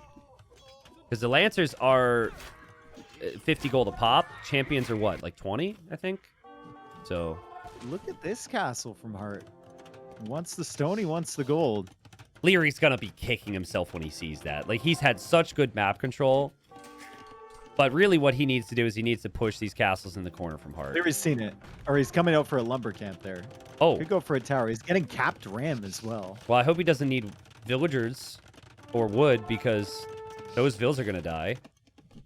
The Koreans get sappers? They don't get sappers, dude. It's chalked. Absolutely chalked. Honestly, forcing your opponent into murder holes when they have no stone is not bad. Bro, this raid from Liereyy is brutal. He's got skirms in the north, clearing us some of the farming villagers, and then this army of skirmishers, 43 skirms. And even with elite skirmits or Imperial age skirm, it's going to be tough for Hearttt. And dying to skirms affects you mentally way more than dying to like 20 light cav and 4 trebs. This is a slow, yes, for me it does. It's a slow, painful grind, and it's just like, I mean, maybe it's just my opinion on skirms, but it's just not an enjoyable time, you know? It doesn't feel like you played true Age of Empires, and so I would be more mentally affected getting skirmed to death and towered than anything else. Well, game he ends. just got skirmed together. Yeah. He just got skirmed to death. So really, really solid job from Liereyy. I mean, I don't know what more we can say about this guy. 92 farms placed at the end of that game for Hearttt. I think he was on like 25 of them. Yeah. Liereyy just cut him off of everything. Tower push on the side was super distracting. How many bombard cannons did he make this game? 25? Yeah. And that was probably the difference maker in the KD, because it wasn't always the numbers of skirms. It wasn't the type of skirm. Imp skirm is better. But that KD is because Liereyy had bombard cannons hitting massive shots, and it became so difficult for Hearttt. Once he lost the front of his base, his eco was just kind of split. I'm surprised we got to the hour mark, but it was just stabilizing the entire time. He never really had any Second control. game, Hearttt loses, more res collected. Yep, true. Second game in a row. You just got to win the fights, and it's like, what do you do? This game, he tried to be a little experimental. He tried to push in the north, the Mangonel Skirm Knight, but Liereyy just sat back and kind of felt like, at least in this matchup, that he couldn't be beaten with ranged units. He's just playing so confident. You're not going to see Liereyy change this sit-back mentality until he loses a game. And then when he loses a game, he will maybe take a little bit more initiative early, I think. Next game.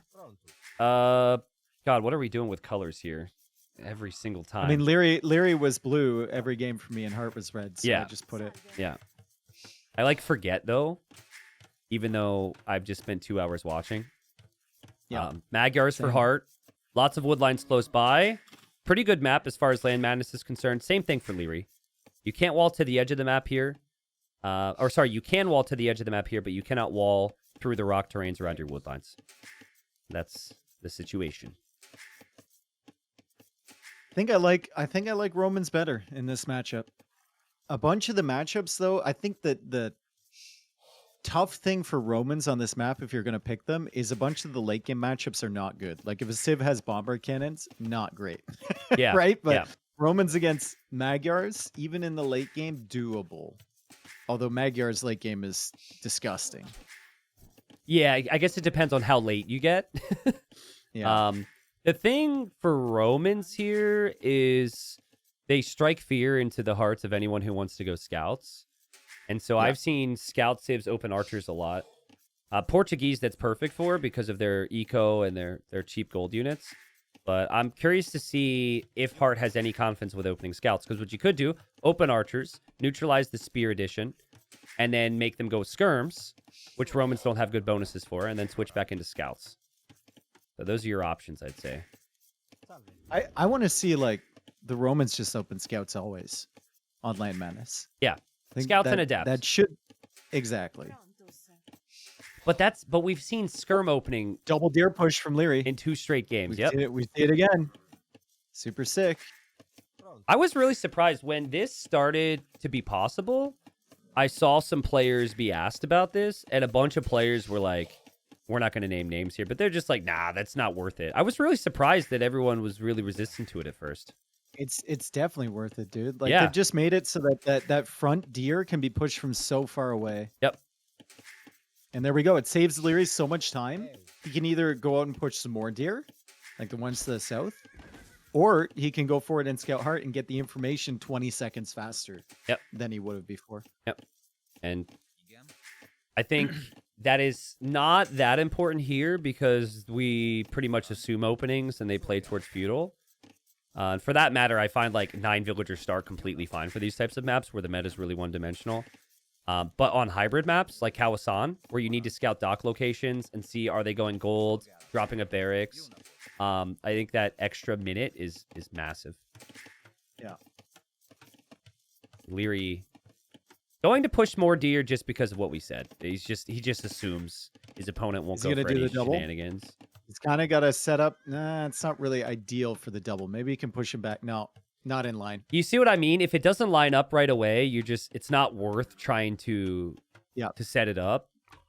So it is a little bit of luck in some ways, but obviously you got to work with it. And there's Hearttt. Hearttt will know that the Romans have the 5% greater efficiency. And Liereyy, just in case there is some militia, will drop some walls. It's also just good walls to have in general. And Hearttt won't see enough to tell him what the build is. So he'll decide his build probably before that, and it's not on gold for him, so it's going to be scouts.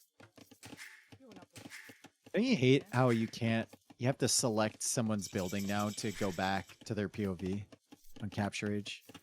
What were you doing just before? Press like Control 1 or Control 2. Oh, because they added control groups. Yeah, I actually... Wait, you can go control groups now? What? No. Try it. I don't know if it works on your end yet. I don't know if it's public yet. It doesn't work on mine. Okay, so they're going to add control groups at some point. But it's so bad. I want to be able to just switch back. I don't want to hunt for a building or a unit. It's so unprofessional. Well, I always have been using shift. And so I'm kind of used to that. I never really use the 1 or 2, but you are right that there are times where I then have to like look across the map to change someone's POV. Yeah, it's so bad. It's especially bad if I misclick. I'm looking at armies and I go to like click the army to change Fog of War and then I misclick the scout like 3 times. Yeah. So. Oh well. Oh well. I mean, well, hopefully they get it fixed and they remove the stupid control group feature because no one wants that. I mean, you could just override the control groups in the hotkeys probably, and maybe it'll work for you. But yeah, control groups is not something I really use when casting that much personally, but apparently that's going to be rolling out. So scouts, and quite a few of them for both players. Magyars have the extra attack already, but you kind of know it's coming, right? And the Magyar player will now be up against a lot of spearmen from the Romans. And the spears can be even stronger. And so clock is ticking a little bit for Hearttt to get some damage because they have the same amount of vills. And that 5% greater efficiency is always there for Liereyy. Like the wall off on top for Liereyy. Guarding his villager with a spearman. And here he comes with the scouts. So Heartt's going to be there. Guarding his own berries with the spearman. Not much damage to be had there from Liereyy. But he could pick off some HP from the villagers. This is something he's really good at as well. He'll dive in. He'll take a couple hits off the Vill. Hearttt will casually send that back to work at some point, and then Lierey's going to be there to snipe it down, but that's maybe not the best situation for Liereyy. Losing a little bit of extra HP. I'm surprised Hearttt didn't get a hit against that. Yeah, I think Hearttt, looking at the Vill, killed the Vill on the wall. Yep. So Liereyy loses that. And he got the spearman too. Liereyy actually had the quick wall down, but he had soft-tapped multiple palisades, and Hearttt took one down. So nice job from Hearttt not to take any losses in the end. Also, I think when you push this many deer and you have these types of builds, you always should have horse collar. Always. Mhm. And Liereyy didn't get that, which there's situations for that. But I think that is actually an edge for Hearttt if this becomes a long extended feudal age war. And so I like Heartt's position so far. 4-1 KD. Obviously needs a win. And I like his farm setup too. He's got 14 farms already, about to be 15. I mean, Lierey's not really the horse collar guy, to be fair. Liereyy and Hera skip that a lot. Yeah. And Hearttt used to skip it as well. Yeah, and again, I get it, but when you pushed, it comes down to the openings and transitions and how much food you had at the start. I just personally feel like you should have it. Forging coming in for Liereyy. Here comes Hearttt, though. Already with Forging coming in with the scouts. That Not much to farm, be had here. farm needed to be deleted. And Hearttt can still run right on by. That's a big garrison from Liereyy. 12 villagers inside of his TC. And the spearman gets sniped. A little surprised that there's still no armor for Liereyy. That's the whole point of Romans here and going heavy spearman. Is he... He's not really going heavy spearman yet, though. Well, he's lost like He's got four four of of them. I think They're he's kind of around. Yeah. I think it's fine without the armor, as long as you're not pressuring with them. As soon as you're pressuring with them, then it's a problem, right? But 2 spearmen should be enough to defend against 5 scouts. Yeah. With the armor or without the armor. And there's the armor coming in right now. 1 villager kill only. But the potential for a lot more. More scouts from Hearttt. I like that, actually. Because your scouts are cheap, so it's not like you're sinking yourself that much deeper into this age. And Liereyy will feel like he's behind when he sees that Heartt's already on gold. Because that could mean bloodlines, or that could mean the first archer, which is normally the switch here. I think bloodlines would be kind of natural if you have this many scouts, but then if the Romans have armored spears on the other side, I'm not sure if bloodlines is worth the investment. Hearttt gets housed. We'll snag Town Watch, but that's an upgrade you're going to want anyways. And resources are climbing towards Castle Age for him. 500 food, 100 gold. It's perfectly balanced right now. It should theoretically be like a minute and a half faster to Castle Age. But knowing Liereyy, it's probably not going to end up that way. Let's see if Hearttt decides to invest into bloodlines. If he does, it's going to slow him down for sure. Yeah. He really wants to avoid that. I think you don't here. I think you don't here. You've seen the army count from Liereyy. Well, you also know that a lot of Lierey's scouts are weak. And so Lierey's going to try and push you with a couple spears, but as long as you add an extra spear to yourself, you're probably okay. Another spearman from Liereyy doesn't get in. Hole on the wood line. Hearttt doesn't go in there. Yeah. Liereyy gets the walls. And Hearttt getting the Castle walls, Age and on the Heartt's way. on the way up. All right, so, Nice. dude, it'd feel very natural to just go light cav and boom here, but do you think maybe cav archers needs to happen if you're Hearttt? Because you have a lot Cav of archers scouts. against Romans is... You get worried about it, right? Because it's very natural transition into scorpions in defense. Very easy. As now the spearman comes in and snipes one of the scouts. That second armor upgrade already helping. Oh, man. Against those scouts on that side. But there's exposed villagers over there too. Meanwhile, Liereyy engaging a little bit against the spears from Hearttt. And unable to kill any villagers. A little bit of sloppiness here from Liereyy. Oh, he tries to get the trap, though. He tries to get the trap, and he does get some hits.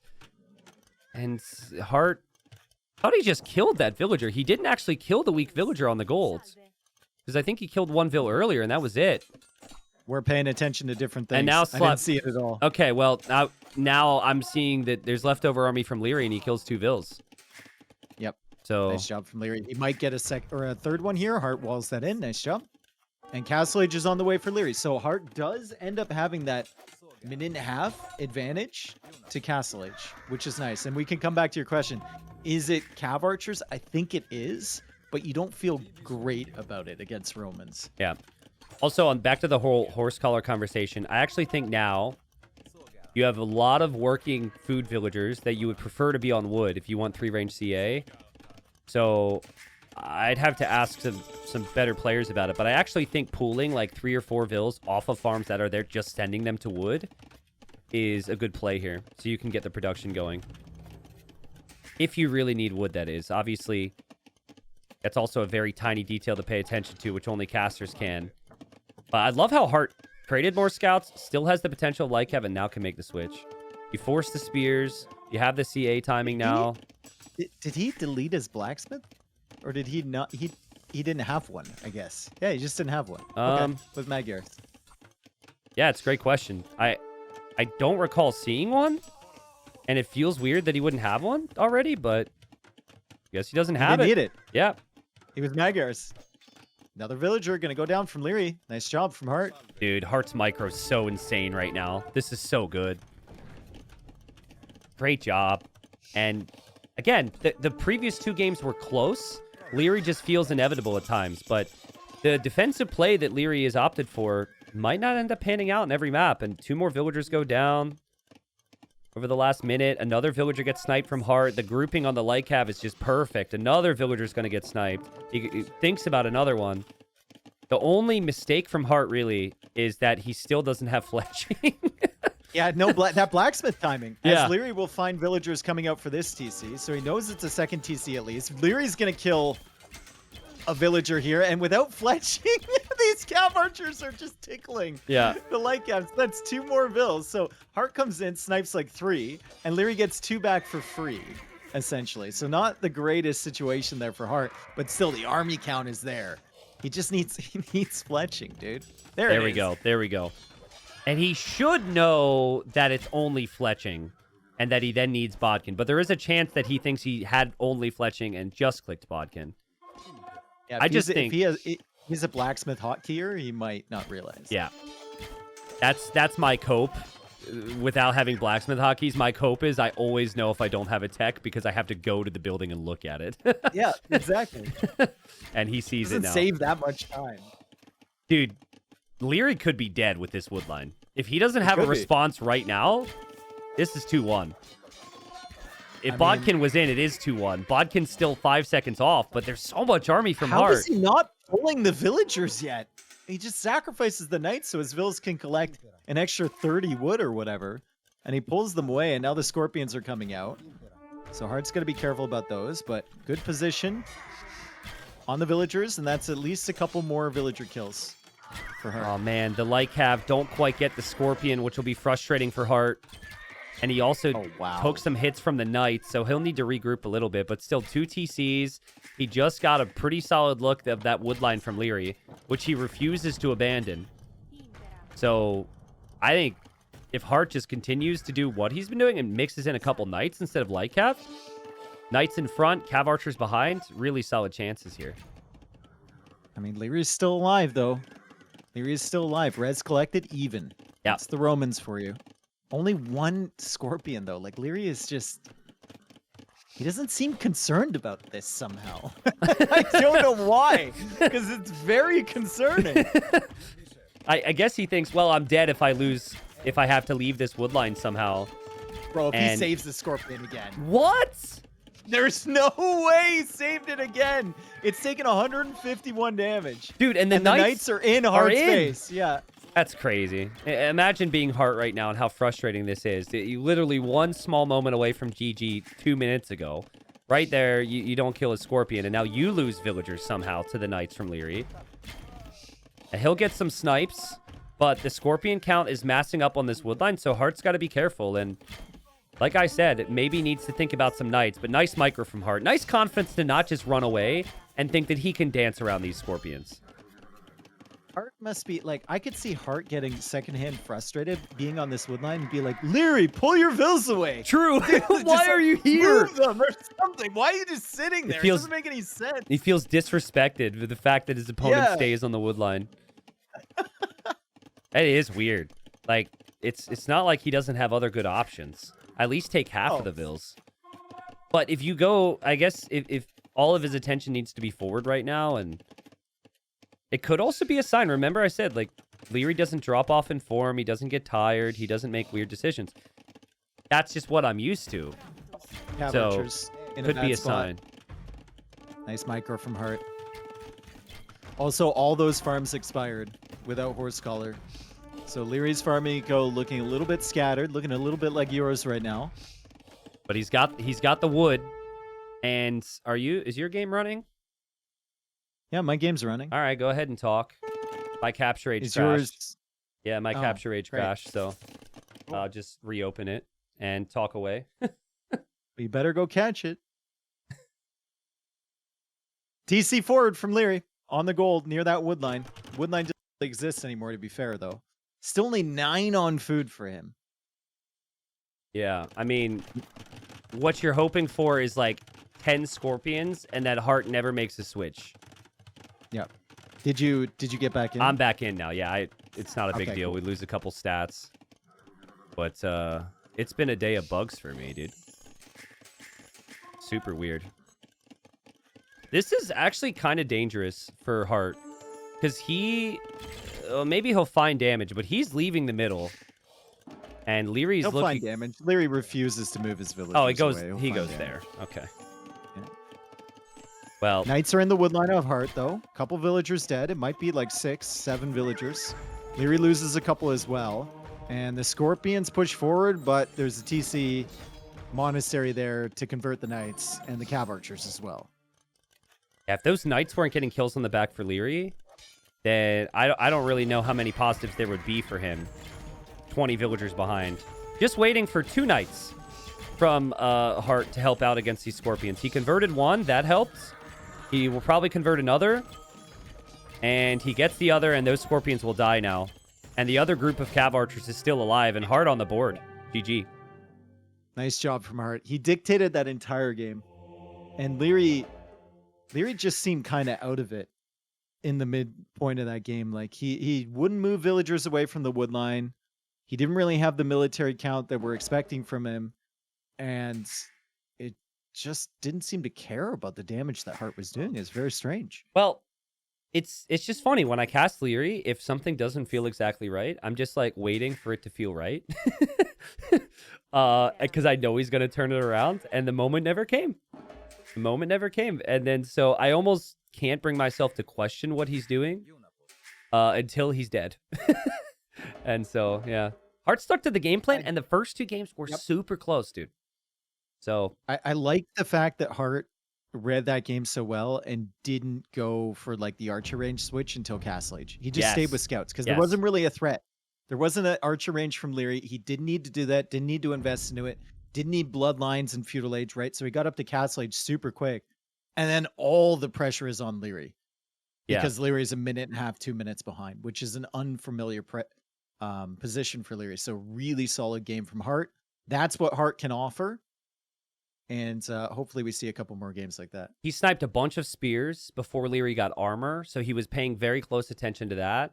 And his scouts, in general, way more active, doing a lot more damage. And then he continued to produce the scouts, kept them all alive, and got great value. So, yeah. The next pick is not a very hard pick. It's on paper okay. I think there's a certain way you have to play it. But normally I would expect Hearttt to complain about the Civ, not pick the Civ. He's gone for Celts, and that feels important because you don't want to go down 3-1, and Lierey's got Georgians. So would be a big win if he makes his 2-2 and then Liereyy loses one of his top picks. But Celts has got to be man-at-arms, and it's a hybrid map, so chopping trees as efficiently as Celts do is good. Because this is like, Celts is like a Yo pick for me, or like a Daniel pick, or I mean, they've been more popular recently. Yeah. They've been in a lot of drafts, and not just for like the quirky maps. You know, people have picked them on African waters as well a lot. I think I've seen them on Kawasan here before. It's just Celts got a buff with the infantry speed boost. Yeah. Well, we'll see. I think Celts can work. The thing about Celts that I love here is not just the Civ bonus, but the draft position, which is just like the nerdiest thing ever. People wanted me to talk about like some cool unit bonus, but this is a good last pick on your draft. Great wood bonuses, fast man-at-arms, and I think that does tell Liereyy what the opening is going to be, right? Like, I would assume if I'm up against Celts that it's going to be man-at-arms every single time. Ooh, Liereyy a little out of position. Okay, he's got his scout back there now. He's going to escort his villager there. Heartt is going to the same pond as Liereyy. I will say, I think I like Heartt's base setup much more. It's way more secure. Okay, so before we talk about that, so there's so few shorefish that generate on this Kawasan. Sometimes it's 3. And so Heartt missed his shorefish. There's one close enough. He'll scout the other area, and he'll go down along that line of coastline. Okay. And he'll find it. Well, I mean, as long as he goes that way. I was concerned he would commit to walking, find Lierey's dock, and then not be able to dock. That's fine. That's actually a great dock position for Liereyy. Look at where those 2 fish are. Yeah. That's so rare. Well, Liereyy doesn't know Heartt's there. He'll probably check that later. But that is notable here. And actually, I said Heartt should go man-at-arms. If you know your opponent's got the dock there, and you do too, you probably shouldn't. You should probably go fast feudal into 2 docks, at least, to open. And then adapt from there. And your water should be better than the Georgians because your wood is coming in quicker. Yep. And Liereyy, of course, is going to come home, try and push in some deer, and scout a little bit later on. But I agree with you. Heartt's map is super strong. He could wall up so much easier than Liereyy here. If Liereyy goes for the big walls, he secures a lot of space. But big walls under the threat of Celt man-at-arms is probably not realistic for him. Double deer push from Heartt. Yup. Here we go. He set it up, dude. He set it up. At what point? Look at how far away that first deer gets pushed from. It's just insane. Yep. You can do it with multiple as well. You can do technically like 5 or 6, but they won't line up for you nicely.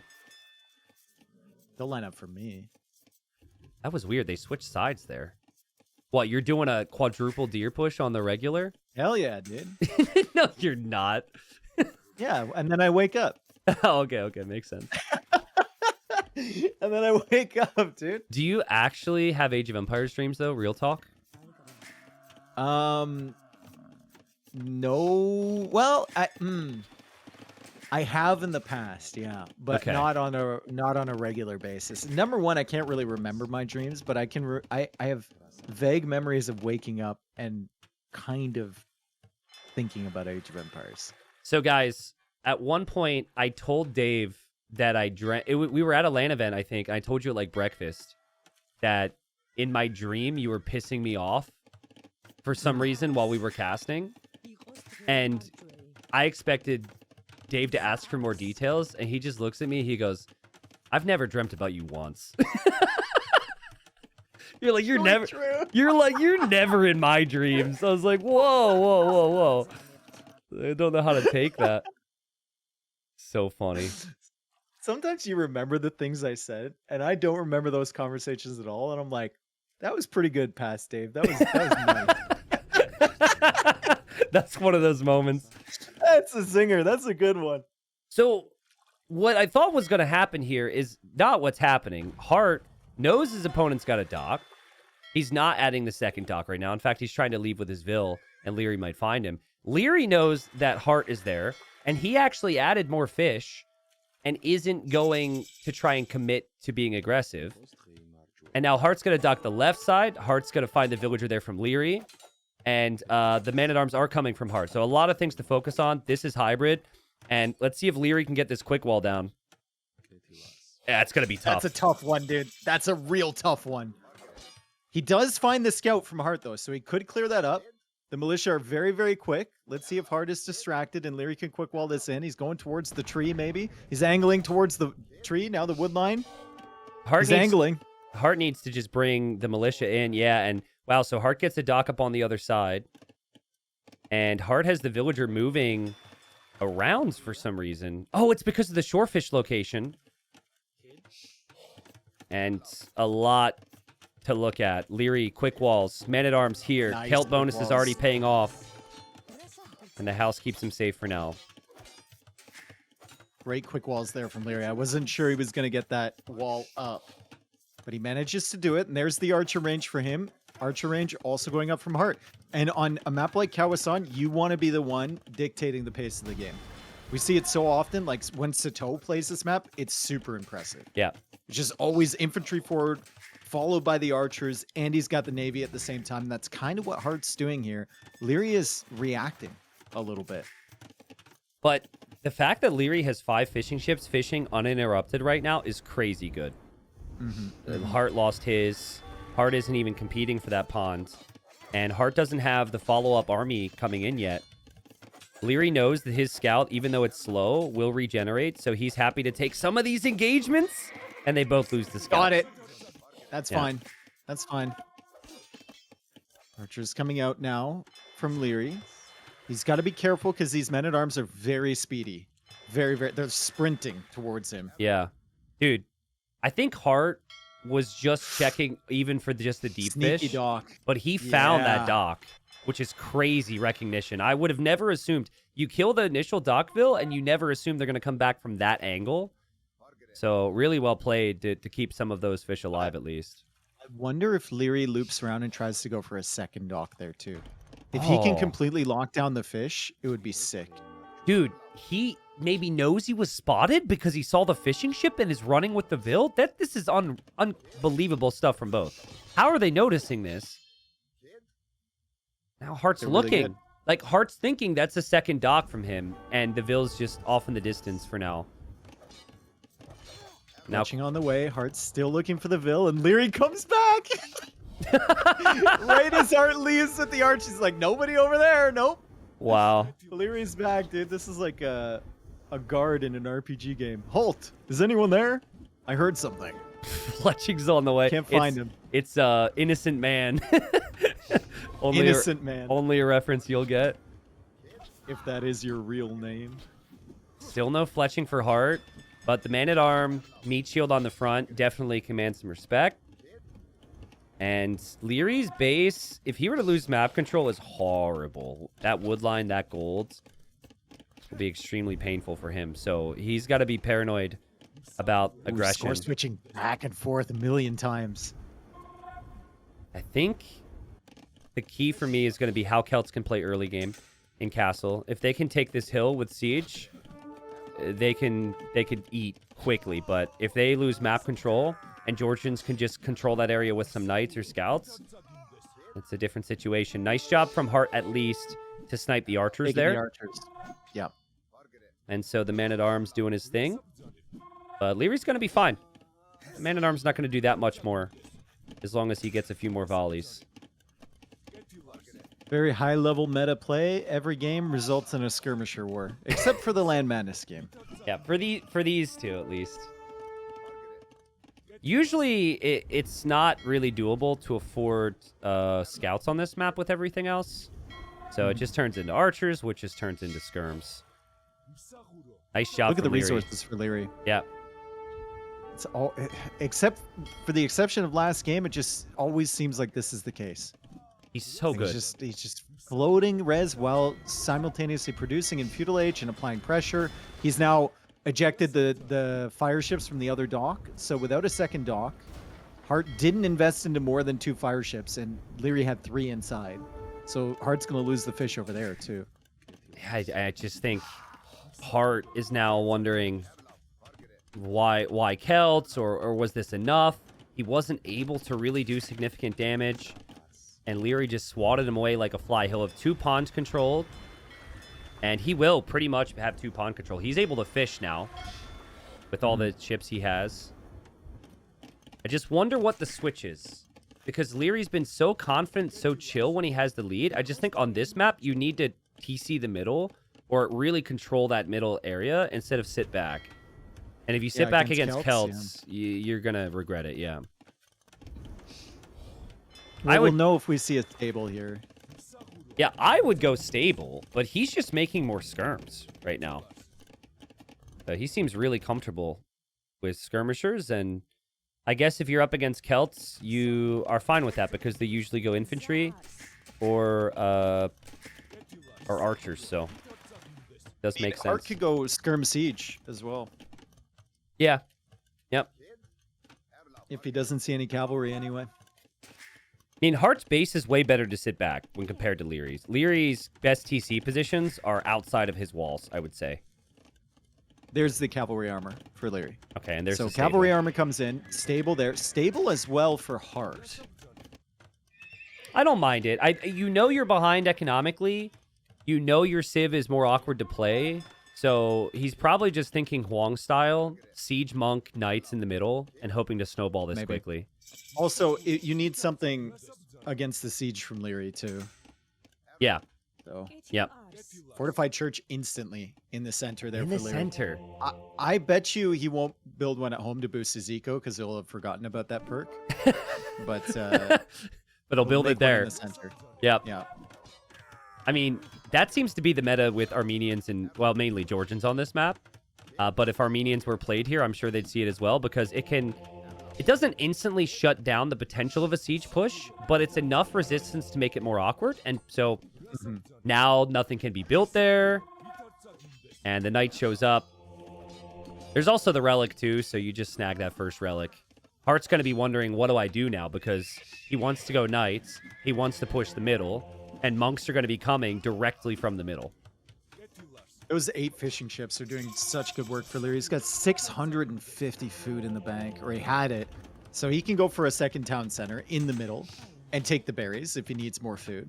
The fishing ships are kind of out of deep fish on the right side, but there's still some short fish to take there. Yep. And very realistic he could fish trap that because that's never going to be disrupted by knights. And he knows the stables are there. Liereyy just knows everything now. There's no way he can even be raided in his main eco because he's taken the time. I see a hole or two, but he's getting the walls down there too, in case he misses those knights. Now that Heartt has no pressure, I despise the location of those stables. Yeah, those agreed. are just in a terrible spot over there. But like Heartt thought he was going to be the one holding the advantage over the middle, right? It was going to be like the 2 vills that built that were going to walk directly to the middle to build a monastery and a siege workshop. He was hoping that the first 2 knights from the stable would give him that position. But he doesn't get there. And like we said, almost completely a full wall for Liereyy. There might be an overchop.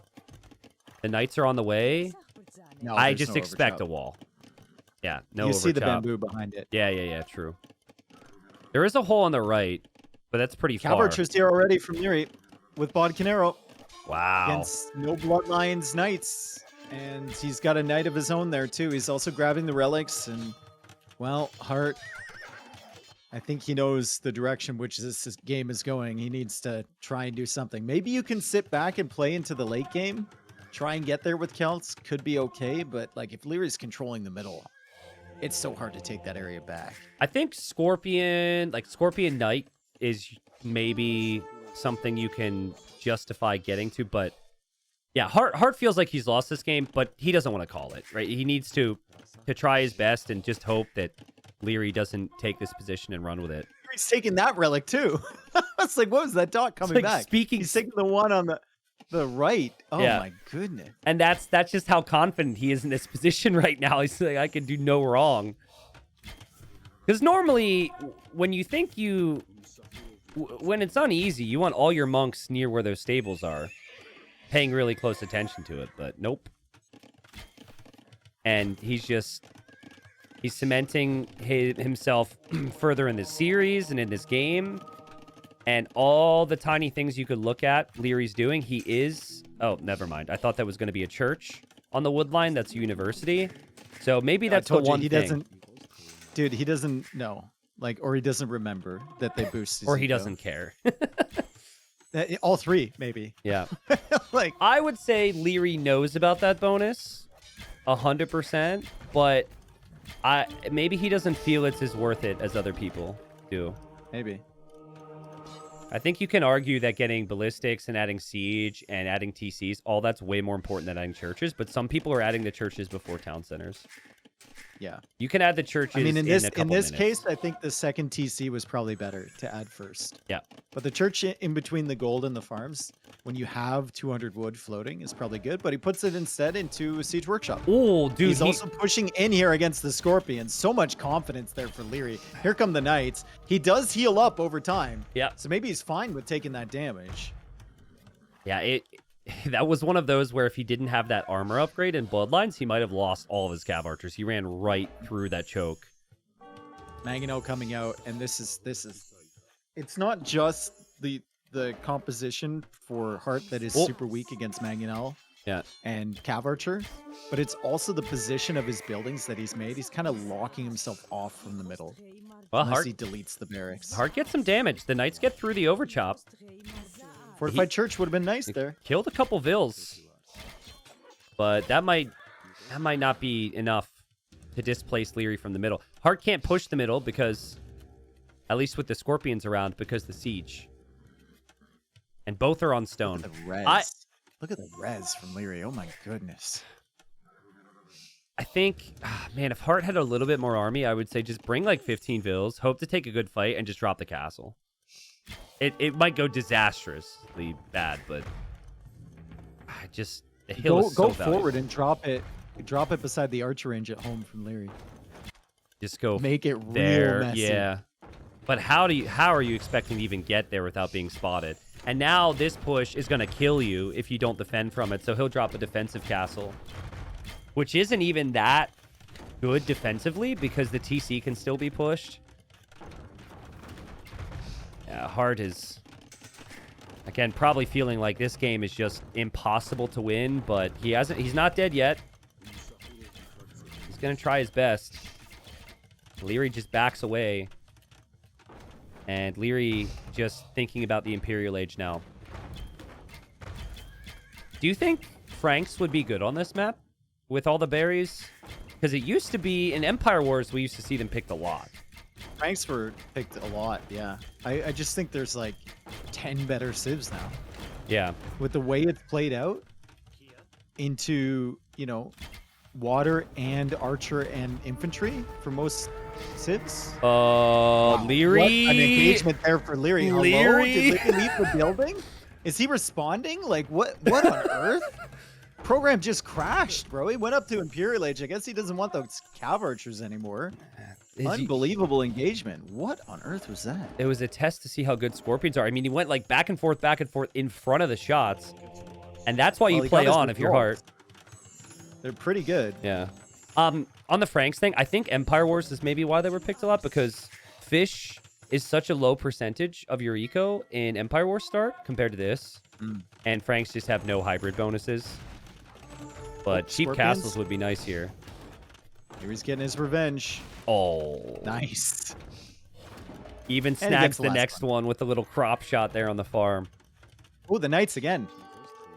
You know what would help against these night raids? Fortified church. Yeah, a little church. He still hasn't made one in his eco. Dude. Yeah.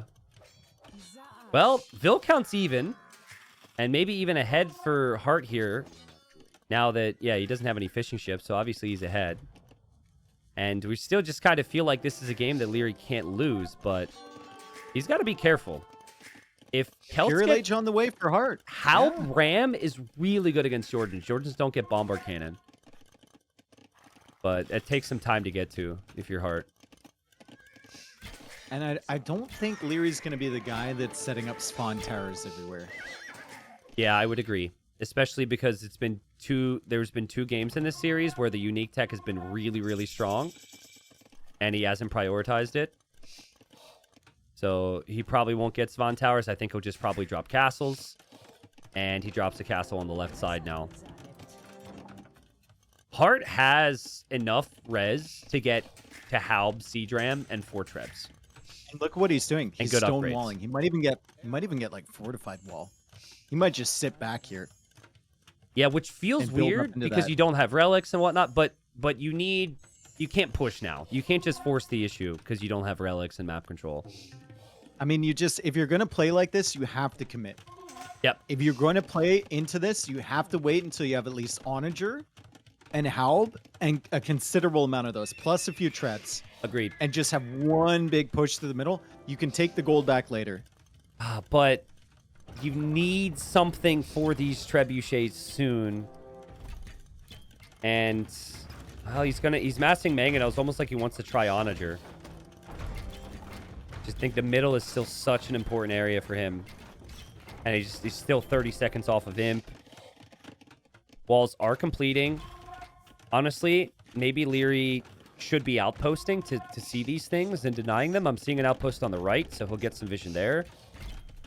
But if you see walls, sometimes you say, okay, go ahead. Wall the sides. I'll just push the middle then. I don't really care. Yeah, and that castle's still a vulnerable position for Heartt. It's amazing to me that he went up in that TC to begin with. but he does get up to Imperial Age. And that castle is just going to be soaking his stone away. Let's see what Hearttt goes for immediately. Kind of feels like it's Halb first and then Onager after. Liereyy only went for 2 trebs, and then he researched conscription. So he doesn't seem like he's in that big of a rush here. And you don't Elite get... Manaspa. Okay, Elite Manaspa. I mean, Cav Archers are solid against Halbs, but Elite Manaspa is not. It's weak against walls, and it's weak against Halbs. So... Yeah, but we might see a repeat of game number 1, where he has a big ball of range units yeah. behind his strong melee unit in front, and he Yep. can just clear up all the Halbs before they come in. And excellent control is something that we saw from Liereyy in game 1 with a composition like that. I like how defensive the castles are from him too. Yeah, I think the raids that hit him earlier were kind of his wake-up call, that he needed to have something there, and obviously with how good Manaspa are, you want the castles to be safe too. When you have the 4 relics, Liereyy still could get heavy CA, still could actually make hand cannons. Georgians can't make bomber cannons, but they can go hand cannons, which is probably better than CA against Halb. Depends. Oh, nice attack round there, Hearttt. He thought Liereyy was going to go back towards the middle. He was trying to game the gamer, dude. 1,000 gold for Hearttt. I give him a lot of props for continuing to fight on here because this has looked so bad in many ways. And Liereyy dodges around all of these Halbs, now dekes them back into the shots from Heartt's own Mangonels. He sends the Manaspa in. The Halbs really haven't gotten any kills whatsoever. Yeah. They've been trying. But Liereyy has just been running circles around them. And now the Manaspa are in the back of Heartt's base, causing problems. He ducks past the Halbs again, is in forward with the Cav Archers, and still the Halbs can't find an engagement against the Manaspa. Yeah, it's annoying. It's frustrating. You were hoping for a better fight so you could mass up some trebs to actually push out of this hole you're in, but you just can't do it if you're Hearttt. And a little surprised Liereyy isn't more aggressive with that castle. You could place it right next to the trebs. The monk is on top of the foundation. Like, you shall not build here. You don't have the permits. Yeah. Oh my god, he came back Yeah, again. it's going back and forth, man.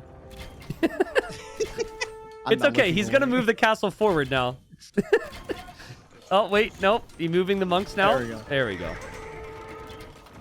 I think Liereyy, when he saw 2 Mangonels, was fully expecting Onager to be in for Hearttt. Yep. And it's just never-ending Halbs for Hearttt. So Yeah. those trebs should go down. Unless the Cav Archers can clear them up first. Maybe they won't. He's attacking both of them at the same time. One of them will for sure. The other one is so close, so close, so close, so close. It doesn't go down. Oh my god. Yeah, Halbs just tickle trebuchets. And now Hearttt needs more siege. And I'm just sure he feels like, even though this isn't over if he loses this game, that losing this game is really going to make it tough for him. And he's got 1,500 gold in the bank. He's like, I'm not quitting with 1,500 gold in the bank. I'm This rich. might be the GG here for Hearttt, though. He thought Yeah. that house wall was complete to the wood line. It wasn't. The Manaspa get yeah. it. And yeah, 3-1 for Liereyy. That one seemed to be over for a while, and that was just off the back of really good defense from Liereyy against the Men-at-Arms early. The quick wall, if that doesn't happen on the gold, it's probably a different game. And also, just the quick pressure onto the fish, and then the sneaky dock on the other side. Really nice from him. I think you pick Celts to go Man-at-Arms, but when you see your opponent's dock is there and your Celts, I think it might actually be better to go double dock and try and kill Lierey's fish. Maybe. I mean, Liereyy had to work so hard. He made those quick walls and the range units look so easy. Coming back on the other pond was also brilliant. I don't know how he was able to do that, but yeah. Maybe that's what Hearttt will regret. Again, res collected fairly close, but just the very first win game where fights. he's leading in res collected, and it's by like less than 200. Yep. Yeah, but Hearttt was hoping for a bit of a wild card pick on the draft. This was never his best strategy. He prioritized the other ones. And the thing I'll say that's positive for Hearttt is he still has his top 2 picks. So he's going to need those wins, and then he's going to need one after that. But I kind of like the civs. Huns, Bengalis, we're not talking about where they're played, of course, but Huns and Bengalis really strong on a lot of maps. And then having Bohemians and... Did he play Berbers? Nope. Yeah, those civs are good for Heartt. What do we have? Why am I still forgetting the colors every time? Heart's in the red. Liereyy blue. Liereyy blue. Heartt red. Thank God. Yeah. Okay, Yeah. we're Liereyy good. is often in the red, so it's rare to see him in blue. So Yeah, that's probably why. Well, TCs are up. Chinese for Liereyy. He'll get an additional 3 vills. And he actually brings 3 villagers to the shorefish to get to that 50 food faster. That might be standard for a 9 vill start, but I haven't actually seen that before. So that's pretty smart. It's usually 2. Yeah. Well, I think he gets 50 food then because they're about to drop off. And he should be able to skip loom no problem. So beautiful. Yep. And then the Heart's over on this side. And yeah, I'm gonna step away. I'll let you talk about whatever as I follow the horse. You following the horse? Yep. Okay, cool. Yeah. All right, so junk update, chat. We've got Lierey's junk moving over, and it's exploring the left side of the map, and we have Heart's junk moving over and exploring the right side of the map as the horse keeps looking here. The horse is going to find plenty of water buffalo. One thing that Mr. Yo did that I noticed he did deliberately on that game against Viper is he went one way with the junk, and then he manually brought it back the other way. So we got scouting on both shorelines, which is great because the junk actually has quite a long line of vision. You won't notice that because you're following the horse. And the junk is going to go to Lierey's dock, and Heartt is going to pick up. I think it's going to be 197. It's 205. Damn. I'm cooked. I'm absolutely cooked. Damn. 205. So far off. Horse still looking around. More water buffalo to be had. There's plenty on this map. And if you're not careful in Lierey's position, the horse can actually dive under your TC when you've shifted villagers to wood and gold and steal all your water buffalo away. So you have to be very, very careful as Liereyy gets one of his stolen. Heartt will bring that back. Huns against Chinese. I think Huns are probably the better civilization. Chinese will have that eco advantage early, but in terms of this map, it usually revolves around who can get military out early in Feudal Age, take control of that middle, and then sustain control of that middle. And I think Chinese are just more defensive. So we'll see what Liereyy can manage to do. But Heartt with Huns on this map is a monster. Absolute monster. I agree with everything you've said. Perfect. The thing I've found to be kind of tricky on this map, which I think benefits the Huns, is the middle area. Not only with how the wood line generates, like look at Liereyy. He's got an awkward, well, he doesn't have a path through the middle. He has to go around that. Dude, Heartt had a similar map to this before, and they read it. Because he had a big, long wood line completely blocking him from the middle. Oh, and they restarted it. Yeah, okay. Lierey's is less of a line and more of just a plump. Yeah. This is...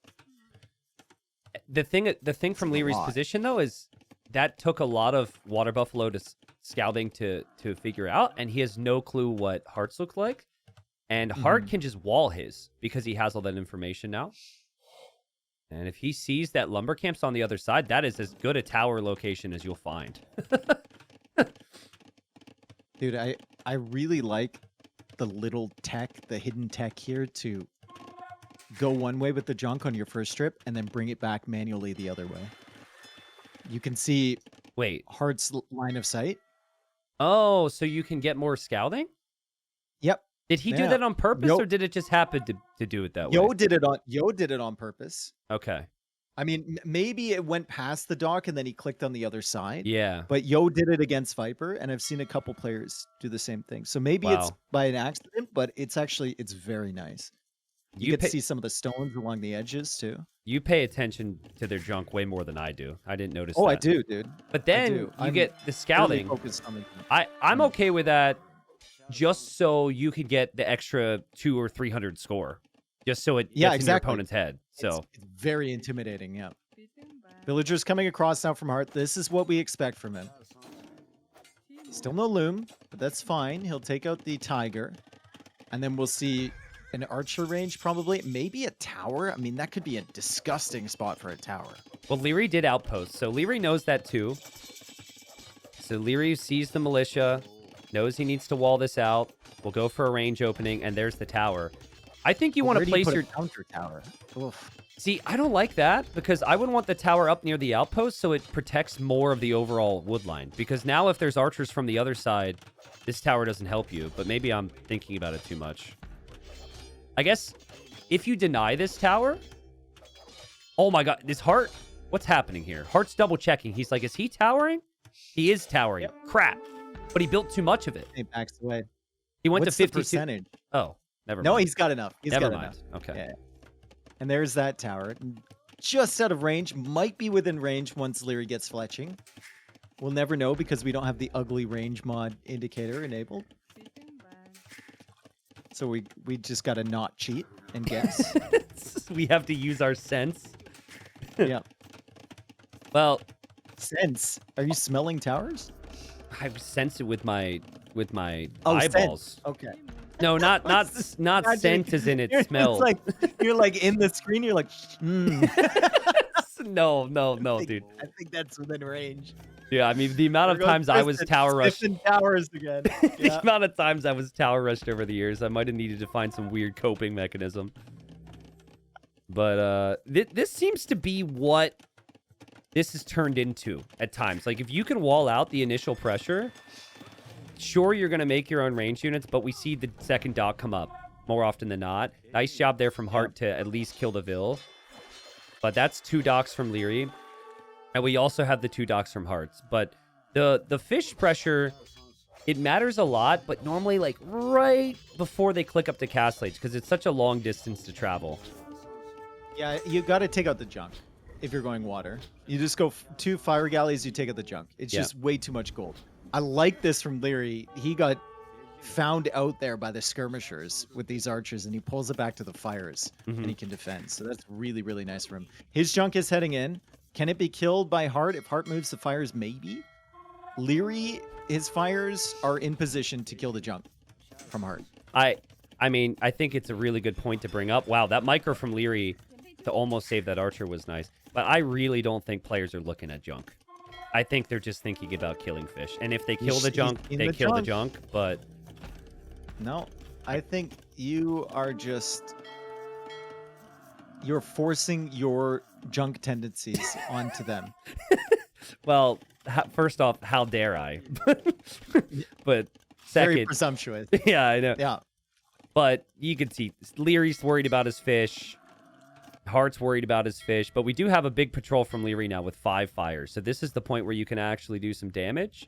And, if the the tower opponent's- was within range. Yeah. Man, I mean, Lierey's defended from the man-at-arms.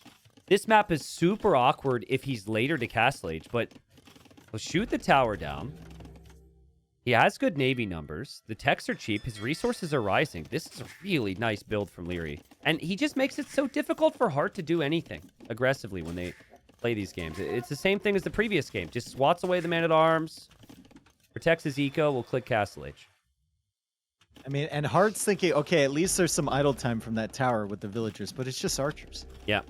Just like, so Doesn't you're matter. repairing archer damage. It doesn't matter at all. Lierey's about to click up, so he's just going to wait. Just going to patiently wait for Castle Age to come in. Heartt's resources aren't looking terrible. There's a demo on the way from Heartt.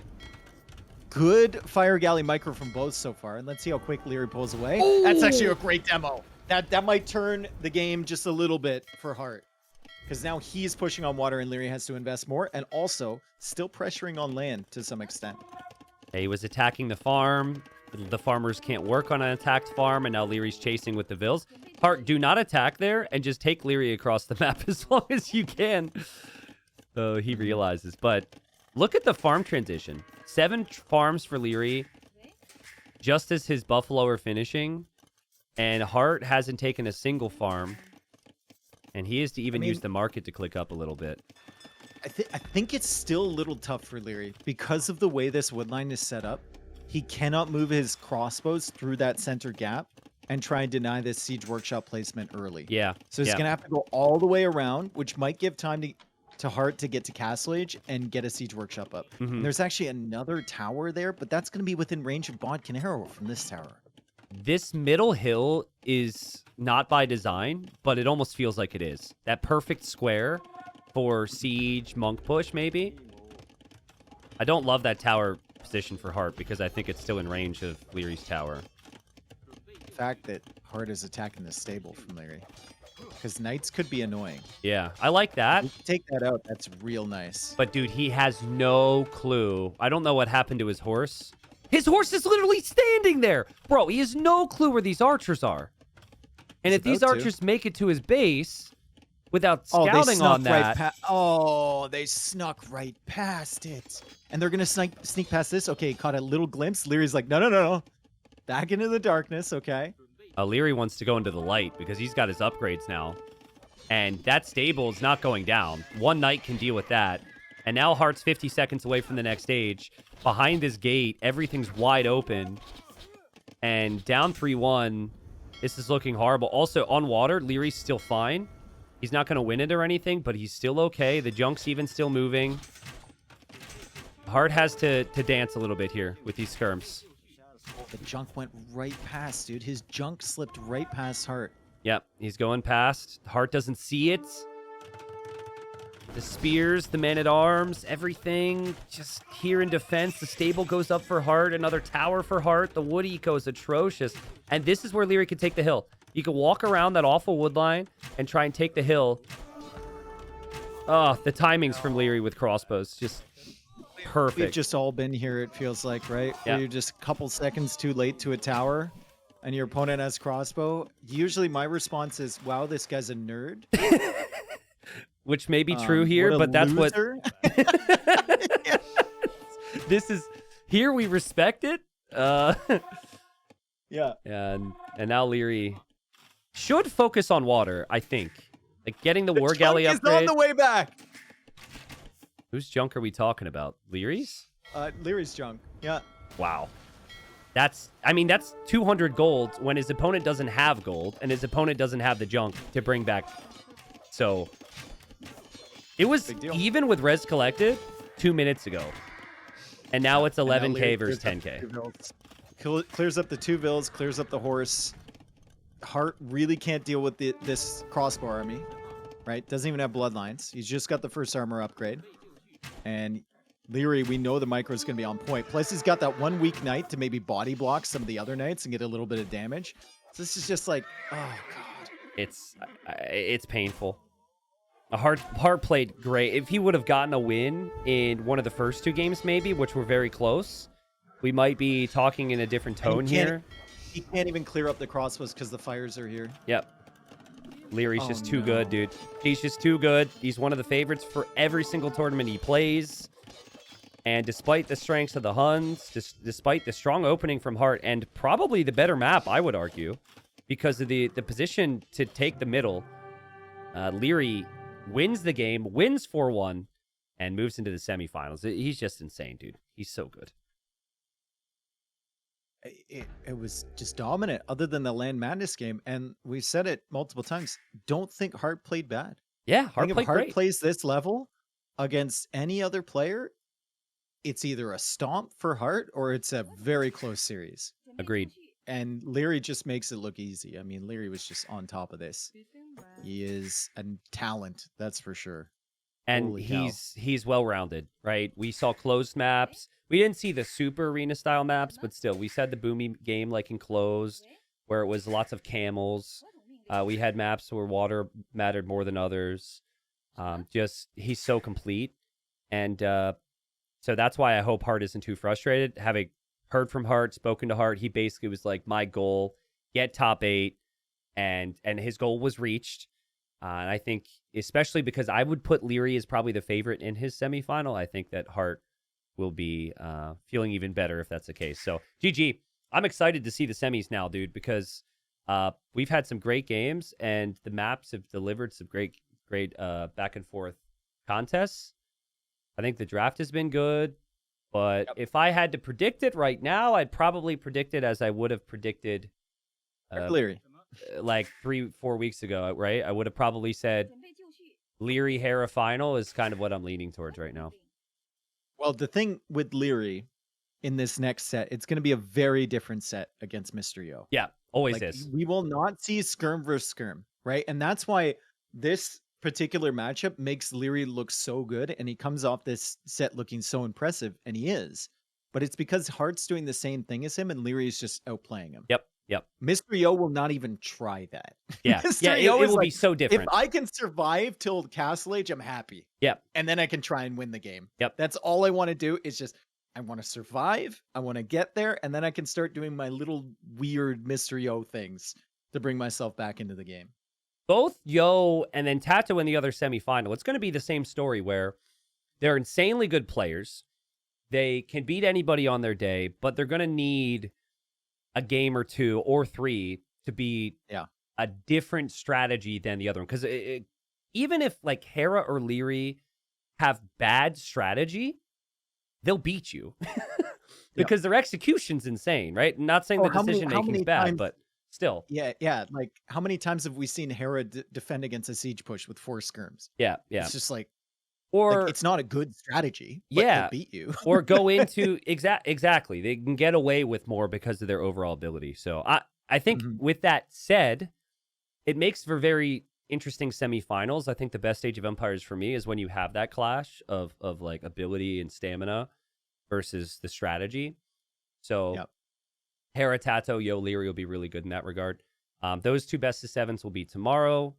And then the 3rd place match, best of 5, and then the final will be on Sunday. So yeah, we got 2 more days.